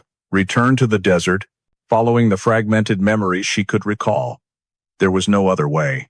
Because if Erika was right, if many voices, many people, and the short, limping man existed, then the survivalist group wasn't limited to the 3 core suspects. It was a long-term operating network, and the desert was where they had built their home. Erika drew a rough sketch with pencil. A rock crevice line, a stretch of soft sand, a spot where she remembered the metal scraping rock sound, and a shaky written description, the place they stopped before moving south. Though vague, that sketch was the only clue leading to a new point. K9 found an abandoned camp and inside soil from Sierra Pinta. A K9 team was deployed immediately to the point Erika described. The location was deep in a side branch of Growler Valley terrain even rangers rarely entered due to extreme danger. The trail only wide enough for small animals, no tire marks, no human signs for at least weeks. But K9 named Ranger, a Malinois, suddenly changed direction near a cluster of Ocotillo cactus. It stopped, growled softly, then rushed into a patch of dead grass. And there, an abandoned low tent, camouflage color, covered by wind-blown dust. Not a regular tourist tent, but an old military-grade survival tent, once used for desert recon training. Inside the tent, a torn thin blanket coze, empty water canteen, cold ash, and most importantly, soil stuck on the field stove. On-site analysis showed the soil layer contained blue montmorillonite particles, characteristic component only found in Sierra Pinta, one of the 3 soil regions that appeared in the bunker. What did this mean? Someone had traveled from Sierra Pinta to Growler Valley and left the tent not long ago. The tent location matched Erika's remembered place they stopped before moving south. No way it was coincidence. Drone thermal detected fresh footsteps someone had left 10-15 minutes earlier. As the investigation team expanded the area around the tent, they deployed a thermal drone to scan residual heat on the ground. The first drone loop found nothing, but on the second loop, in a soft sand stretch 400 meters from the tent, The thermal camera captured fading foot heat signatures. According to the technician's calculation, the heat was only 15 to 20% remaining, meaning the person had left the area no more than 10 to 15 minutes before the team arrived. Even more terrifying, the footprints headed south exactly as Erika described, and the shoe shape was again a military boot size 11, meaning one of them had returned to where Erika was once held and left just before the team arrived. No one believed it was coincidence. This was observational, evasive behavior, the kind of response from someone experienced in tracking law enforcement. Sergeant Duran said just one sentence: "They knew we would come back. And they were prepared." Mexico map folded 4 times, marked with 5 points matching 5 disappearances. In the tent corner, under a thin sand layer, investigator Alex found a Mexico map, old print from 2001, folded into quarters. When opened, no one could breathe. On the map, there were 5 red pencil marks, each forming a small triangle. When cross-referenced with unsolved missing files, the investigation team recognized immediately. Point 1. Near Puerto Peñasco 1999 disappearance, Marlene De Soto. Point 2. Sonora, 2002 disappearance, Canadian tourist. Point 3. Eastern Sand Region Golfo de Santa Clara, 2007. Leah Warren, the one whose necklace was in Erika's hand. Point 4. La Nariz Trail, 2011, Mexican woman. Point 5. Sonora, Arizona Corridor, 2014. Unidentified victim. Impossible unless it was the same group. Impossible unless it was the same cross-border operating system. An abandoned tent in the middle of Growler Valley, containing a map marking all disappearances spanning 15 years. The investigation team immediately classified the map as primary evidence, prioritizing fingerprint, sweat, and soil analysis on the paper edges. And forensics confirmed, fingerprints on the paper edges belonged to an unidentified person matching the 3rd fingerprint sample in the bunker. Not Erika's. Not the 1999 victims. Not anyone in CODIS. These fingerprints belonged to the short, limping man Erika described, reinforcing the hypothesis.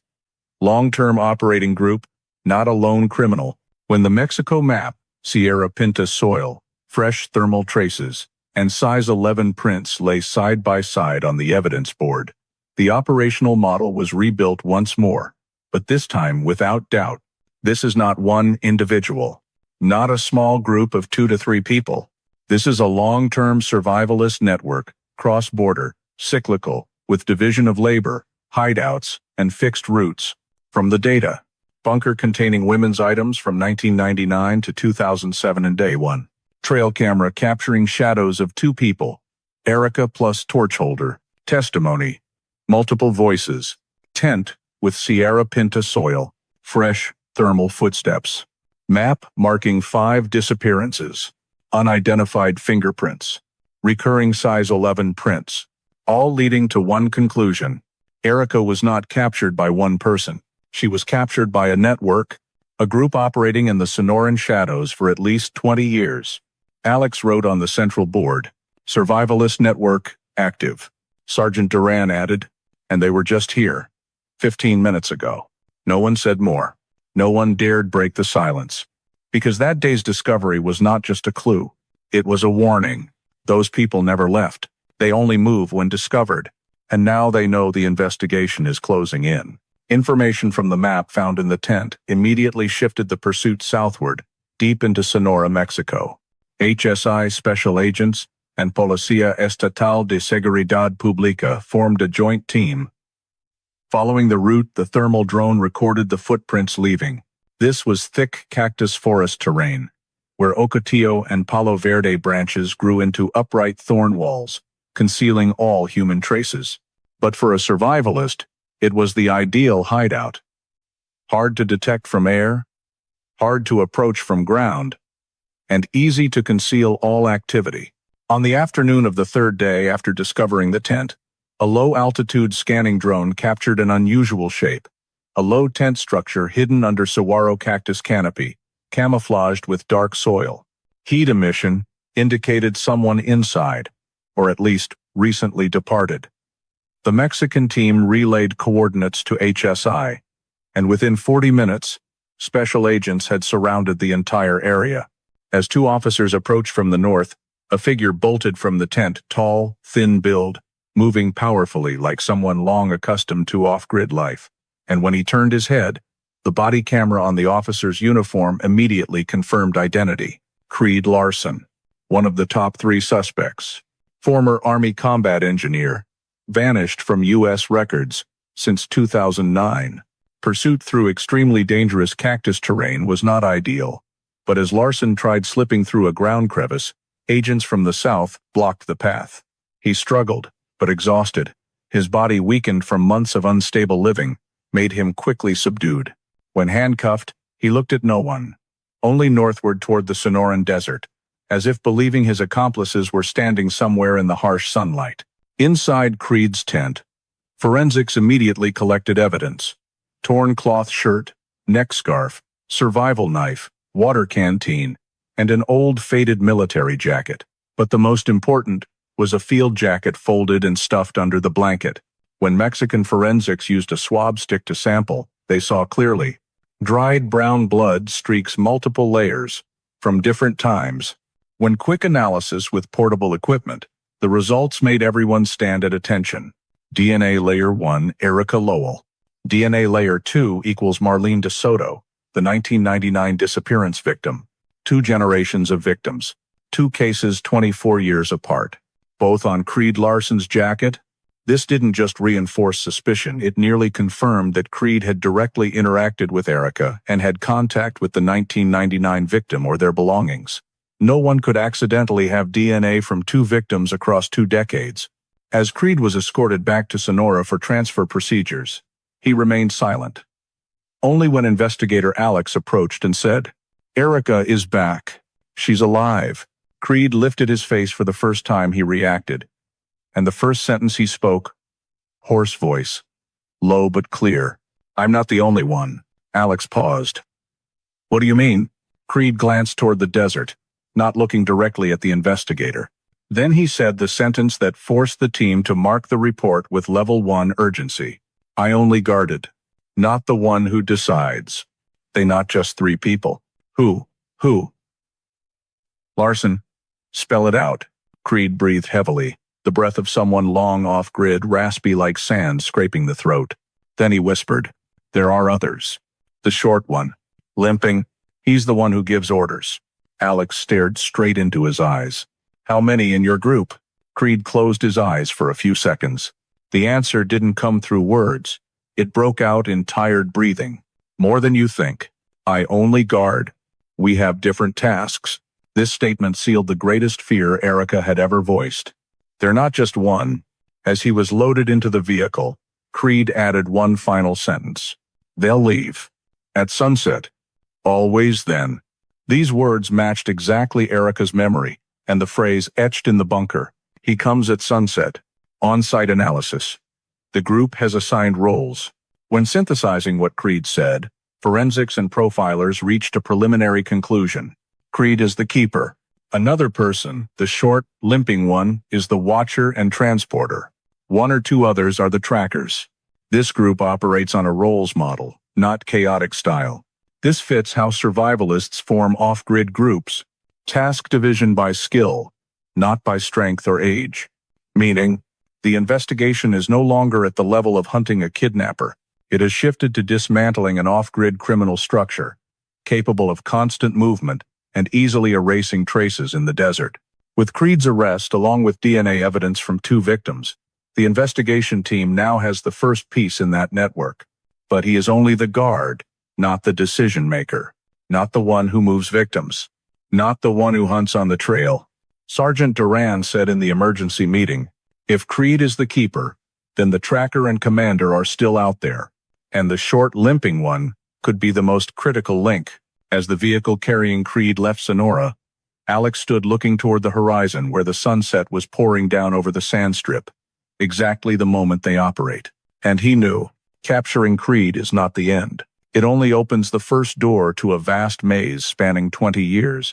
When Creed Larson was arrested and confessed, "I only guarded," The investigation team immediately turned to the two remaining suspects, Mar Dillon and Reddick Hale. The initial plan was to coordinate with the FBI in Mexico to pursue both simultaneously. But the Reddick case veered in a direction no one expected, a darker, colder, and more terrifying one. 3 days after Creed's arrest, the search team expanded the scan area at Puerto Peñasco, based on the Mexico map found in the tent.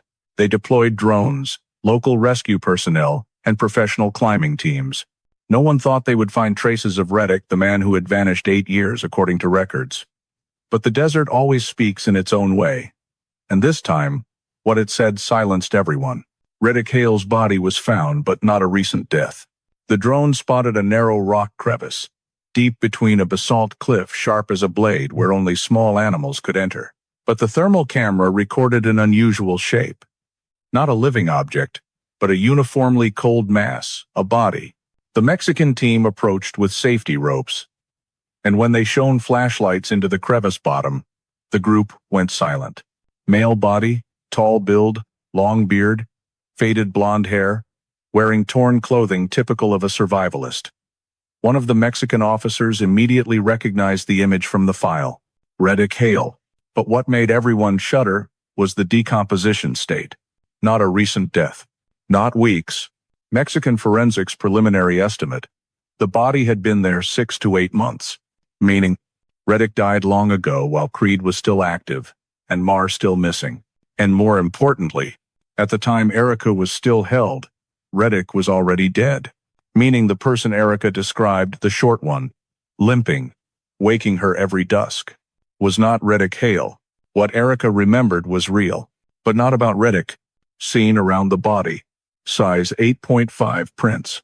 As the forensic team scanned around the crevice, they found no traces of large animals, no human drag marks, no other personal items besides the clothes on Reddick. But there was one thing that made investigator Alex nearly drop his notes. Size 8.5 shoe prints. A series of light footprints, uneven steps, with a dip on the left heel, characteristic sign of someone with a dragging limp. These prints were not Creed's size 11. Not Mar, Dillon's size 10 to 10.5. Not anyone's from the original 3 suspects. The technician described, left step slightly shorter, right longer. Uneven weight distribution, left hip tilted. This person is short, walks off balance. Alex stood still for a moment, then said, this is exactly the person Erika described. Not Reddick dragging his foot. Not Creed. Not Mar, but another man, shorter, smaller, with a limping gait, the one who pulled Erika into the bunker, the one who woke her every dusk, the one she heard arguing with other voices in the darkness. Reddick's death was not an accident. Based on the fall angle, skull fracture, and body position, Mexican forensics reached an initial conclusion. Reddick fell from the rock edge, but not accidentally.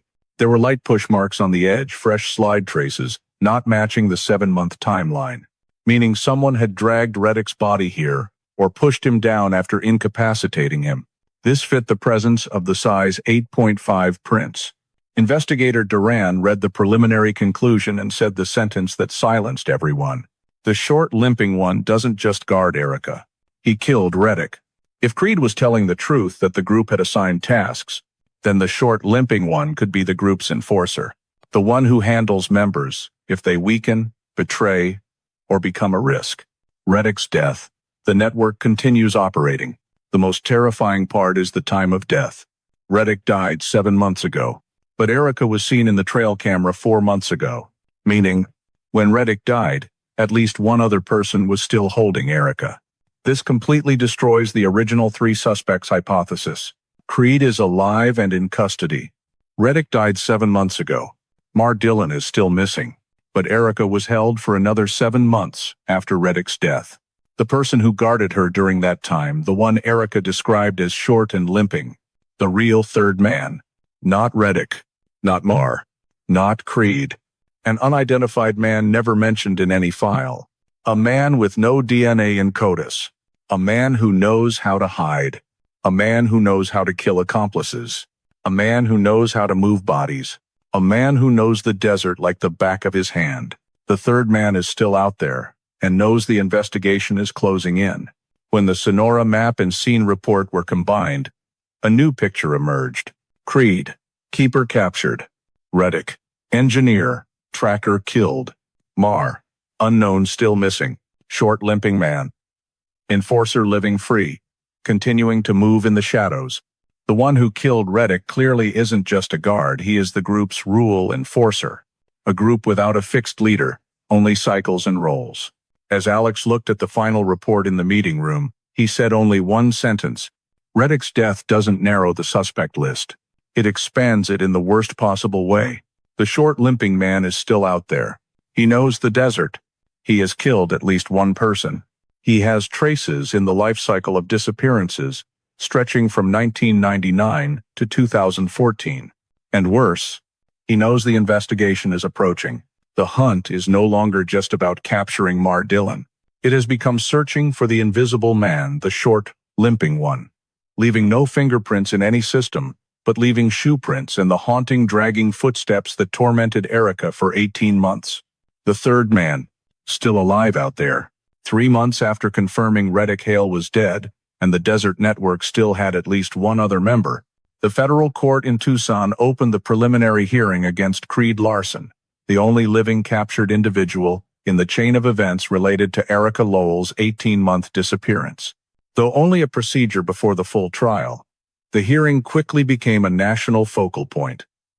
A woman surviving and returning after more than a year and a half in the Sonoran Desert, a mysterious underground bunker etched with "He comes at sunset," overlapping DNA from multiple victims missing since as far back as 1999, and a strange limping man no database could trace, all forming a case unlike anything ever seen in Arizona. The courtroom was coldly lit, press seats packed. Creed Larson was led in, hands cuffed, thinner than when arrested in the Sonora cactus camp. Messy beard and eyes avoiding light made him look like someone who had lived too long in darkness.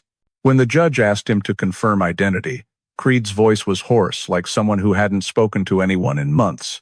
The federal prosecutor, Assistant U.S. Attorney Marlene Grayson, began presenting evidence and investigation segments: DNA footprints, trail camera, Erika's testimony, bunker scene movement data, DNA evidence. The undeniable part, test results showed, Erika's DNA appeared on Creed's jacket at the time of arrest. 1999 female DNA, from an unsolved disappearance, appeared on the sleeping bag and bindings in the hideout. Creed's DNA appeared in the bunker's side chamber, where Erika remembered being pulled in from behind. Grayson pushed the document stack forward and said directly, "He didn't just live there. He used these structures to hold people." Defense counsel immediately objected, but the judge allowed the presentation, as the lab results were clearly consistent. Footprints, the stalker's tracks. The footprint expert was called. The projection screen showed 2 print chains, Erika's small prints, simulating her balance attempts among basalt rocks. Large size 11 prints following behind, sometimes stopping as if observing the target. The expert pointed to the diagram. This size, 11, belongs to Creed Larson. Heel wear deeper than normal, matching the boots found in the Sonora camp. He turned to the jury, and these prints began following the victim right from the trail entrance. The courtroom fell silent, as if all air had been sucked out. Trail camera, the woman's silhouette and the torch shadow. The prosecutor played the trail camera footage obtained during investigation. Blurry image, but the limping woman's figure, matted hair, torn clothes, walking among cactus ridges, very much like Erika. The clip ended with the frame of a distant, motionless torch-holding figure. Grayson said, "The distance between the torch holder and Erika was only 27 meters. Impossible to mistake that he was guarding her. That person was not Creed, because at that time Creed was several miles south, per Mexican cell log data. Not Reddick, because forensics confirmed he had been dead for months prior. The altered timestamp showed hands-on interference with the device at the scene, implying someone who knew exactly how to avoid leaving traces. Erika's testimony, the core of the case, presented indirectly through investigator Alex Strickland to avoid direct confrontation with the defendant. He recounted the memory fragments Erika remembered, being pulled underground while it was still light passing. The man shining the torch straight into my face. The sound of metal scraping rock every evening. The strange rule: every dusk must stand up. B. The guard's appearance: short, hunched posture, limping gait, with a light Mexican accent in his voice. Grayson concluded, this is not a description of Creed Larson, but Creed was present there, had DNA there, had footprints there, and was a member of the network. Defense tried to argue the testimony was inconsistent due to psychological trauma, but the forensic psychologist stated that phased memories like this are typical in long-term captivity victims. The underground bunker: evidence of intent to hold. Photos of the bunker were projected. Steep entrance, rusted metal walls, canned food from 1999 to 2007 neatly stacked. Excavation process: matching military-trained survivalist techniques. On the wall, the etched phrase, "He comes at sunset." Grayson looked at the jury. This is not a shelter. This is an operational site for holding people. In another frame, women's items from multiple years were found: rompers, scarves, zip ties, necklace. One of those items was the 2007 necklace Erika held when found. The jury fell silent. Prosecution strategy: Creed did not act alone. Grayson concluded her presentation. We charge Creed Larson with 1. Federal kidnapping. 2. Prolonged unlawful imprisonment. 3. Conspiracy to cause serious bodily harm. 4. Participation in a cross-border unlawful holding network. Grayson ended with the sentence, "We are putting Larson on trial. But this trial is only the beginning, because the most dangerous one is still free." Defense response: trying to detach Creed from the network. Creed's lawyer tried to build the argument. No direct evidence Creed caused injury. DNA could appear from living nearby. The bunker could be a shelter for many people, not holding the most. No one saw Creed pull Erika into the bunker. Much evidence points to a third person rather than Creed. However, Grayson countered succinctly, "We don't need to prove he did everything alone. We prove he was one part of the group that kidnapped and held Erika. And the evidence for that overwhelming." Court ruling: proceed to full trial. Finally, the judge concluded, sufficient physical evidence, sufficient circumstantial evidence, consistent testimony from the surviving victim Withgo, DNA links to the 1999 victim sitter. Creed was officially set for trial in the highest level federal court. But the judge also said a sentence that weighed down the entire room. This case does not end until the one called the third man is identified. Creed Larson's trial is only the first door opening. Out there, across thousands of miles of desert, the short limping man is still operating. And he is the only one who knows the final secret: how the victims before Erika disappeared, and why. The verdict was announced on a dry, furnace-hot September morning in Tucson. The courtroom was packed, with seats for prosecutors, victims' families, press, and officers who had spent thousands of hours chasing traces in the desert. Creed Larson entered, gray jumpsuit hanging loosely, hands cuffed in front. He was calm to an unsettling degree, cold eyes, no expression, as if this man had learned to disconnect all emotions years ago in underground shelters. Judge Eleanor Hart read the sentence in a voice not too loud, but full of force. Creed Larson is sentenced to life imprisonment without parole for federal kidnapping and holding a victim for 18 months. A few listeners breathed relief. A few others shed tears. Erika, face pale but resolute, sat silently. She did not look at Creed. He, in turn, stared straight ahead, not at her, but as if looking through everyone, as if his mind was somewhere else, somewhere dark, where only torchlight and the sound of metal scraping rock existed. As Erika had described, life imprisonment should have been the natural ending point of the case. But right after the final sentencing words, Prosecutor Grayson stepped forward, requesting to note something critically important related to federal security. The court allowed it. Grayson placed a sealed envelope on the table, then looked at the judge, the jury, the entire room. "The FBI cannot close this file." Silence immediately fell, thick as desert dust. The footprints return at 2 disappearances in 2025. Grayson opened the file, flipping through scene photos. No longer images of Erika or the bunker. These were different cases. occurring after Creed was detained in Mexico and before extradition to the U.S. First photo: a dirt road near Ajo. Second photo: a barren patch near Organ Pipe. Both recorded size 8.5 shoe prints, left-leaning steps, low center of gravity, left step shorter than right, exactly like the print chain around the crevice where Erika Lowell was found. Following the photos was the FBI report. Victim 1, 27-year-old female tourist, disappeared while jogging. Victim 2, delivery driver, vehicle abandoned in the desert. Both cases had no video, no witnesses, no significant DNA, only the footprints of the third man. The judge looked down at the file, then at Grayson. "You mean he is still active?" Grayson replied immediately. "Not just active. He is adjusting territory south-north, corresponding to the group's 20-year movement routes. And this occurred while Creed was in custody." Defense counsel jumped up to object, but the judge waved for silence. The 20-year activity mapped the terrifying truth. A network far from small, the FBI presented a final analysis chart.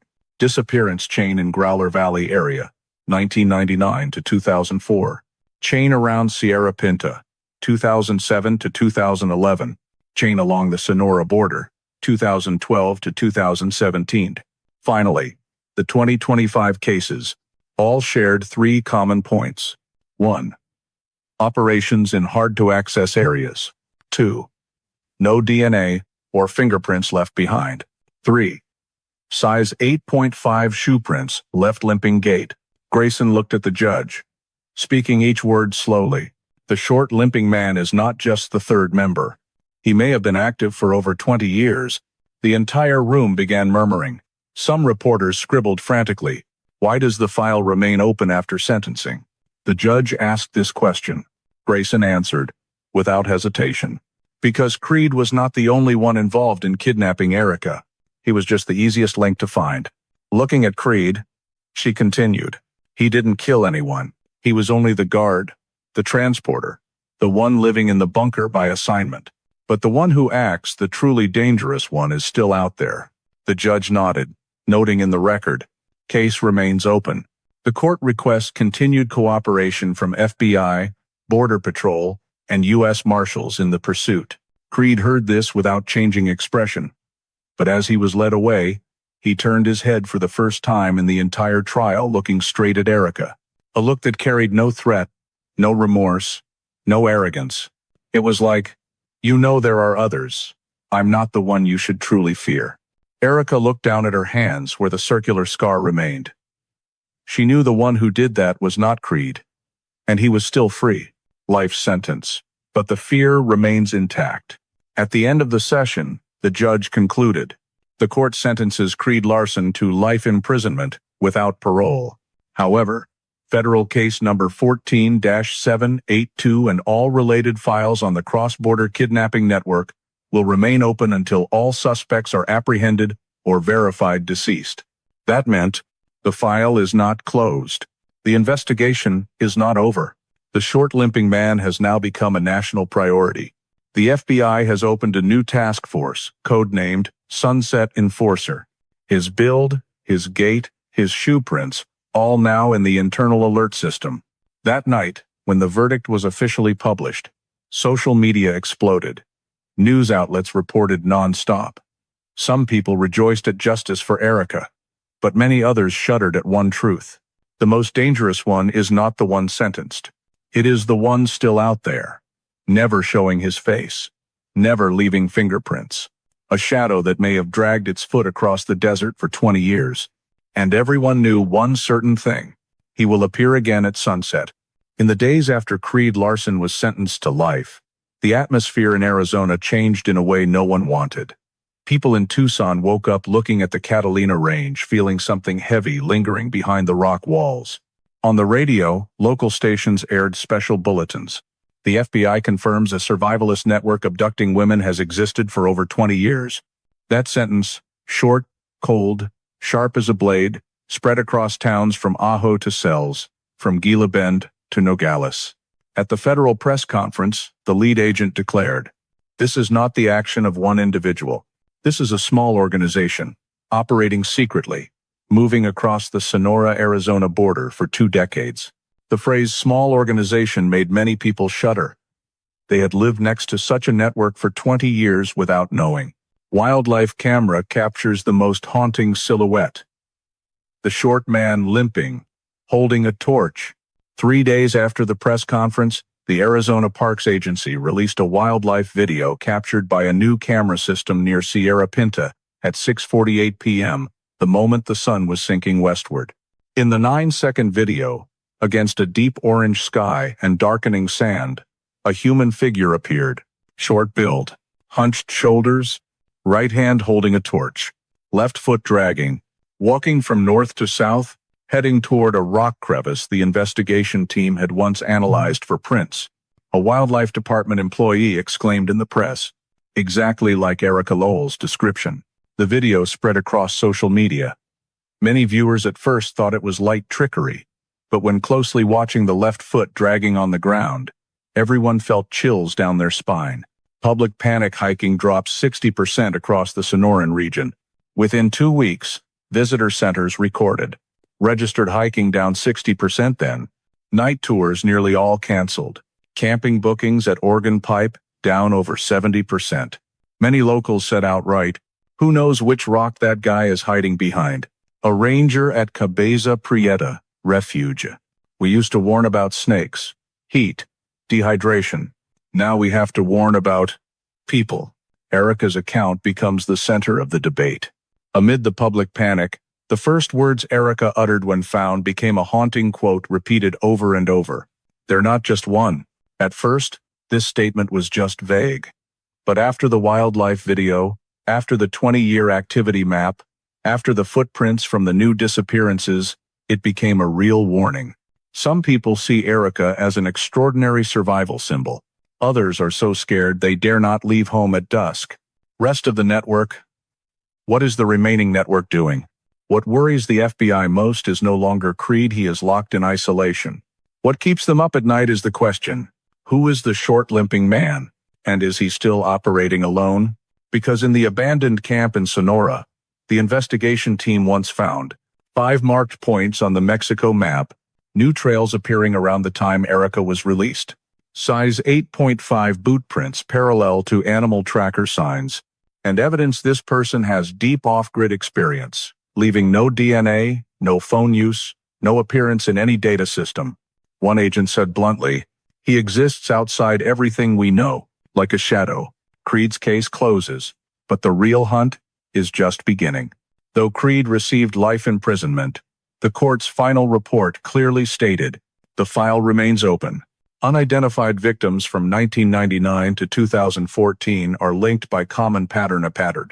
The short limping man is likely the first or final link in the network. This is one of the longest serial disappearance cases in Southwest U.S. border history. As Creed was led out of the courtroom, a reporter asked, how many people are in your group? Creed looked down at the floor, then said softly, but loud enough for the microphone to catch, not my business anymore. That answer explained nothing but made everyone even more afraid. FBI officially opens new major case. Desert Shade. The year-end meeting at FBI Field Office Phoenix announced important information. A specialized unit has been established, codenamed Desert Shade. The shadow of the desert. Objectives. 1. Identify the short limping man. 2. Investigate suspected disappearances from 1999 to present. 3. Reanalyze all size 8.5 footprints in files across Arizona, New Mexico, Sonora. 4. Use geoprofiling to find his movement patterns. 5. Prepare Phase 2. Expand into Mexico if needed. In the statement, the FBI wrote, we believe this individual is still active, still moving, and still watching the desert. On the day the case was announced, the Arizona Republic ran a front-page photo, the Sonoran Desert from above at sunset. In the right corner of the photo, very far, very small, the silhouette of a person blending into the sand. No one knows if it was the short limping man. The simple headline, the desert still watches. All of Arizona understood that. The desert is always watching. And now, there is someone who has lived in it for over 2 decades, short, limping, holding a torch, every time the sun sets. Creed Larson has paid the price. But the desert's shadow, the shade, is still out there, silent, persistent, and familiar with every cactus branch, every rock crevice, every trail no human ever dares to set foot on. The investigation is not over, and the desert shade case is an admission that the desert still holds a secret that is wandering, waiting to be found. The story of Erika Lowell and the mysterious survivalist network operating for over 2 decades in the Sonoran Desert is not just a personal tragedy, but also reflects many very real issues in American society today. The clearest is the fragility of personal safety, even in activities that seem harmless, like hiking or jogging.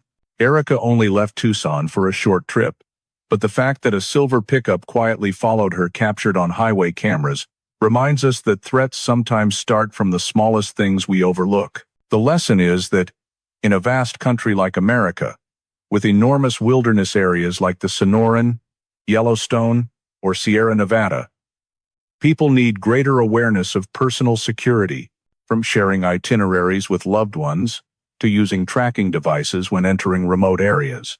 The story also exposes a terrifying truth. The most dangerous people sometimes have no records, appear in no system whatsoever. The third man, short, limping, existed for 20 years without leaving a single fingerprint, no phone use, no address. The fact that he remains active even after Creed's arrest is a reminder to Americans of the limits of traditional management and tracking systems. That is why the FBI had to open the Desert Shade case, as an admission that there are still corners technology and law have not reached. The lesson here is citizens need closer cooperation with law enforcement, reporting every strange signal, every unusual trace. Sometimes just a blurry trail camera can open an entire case.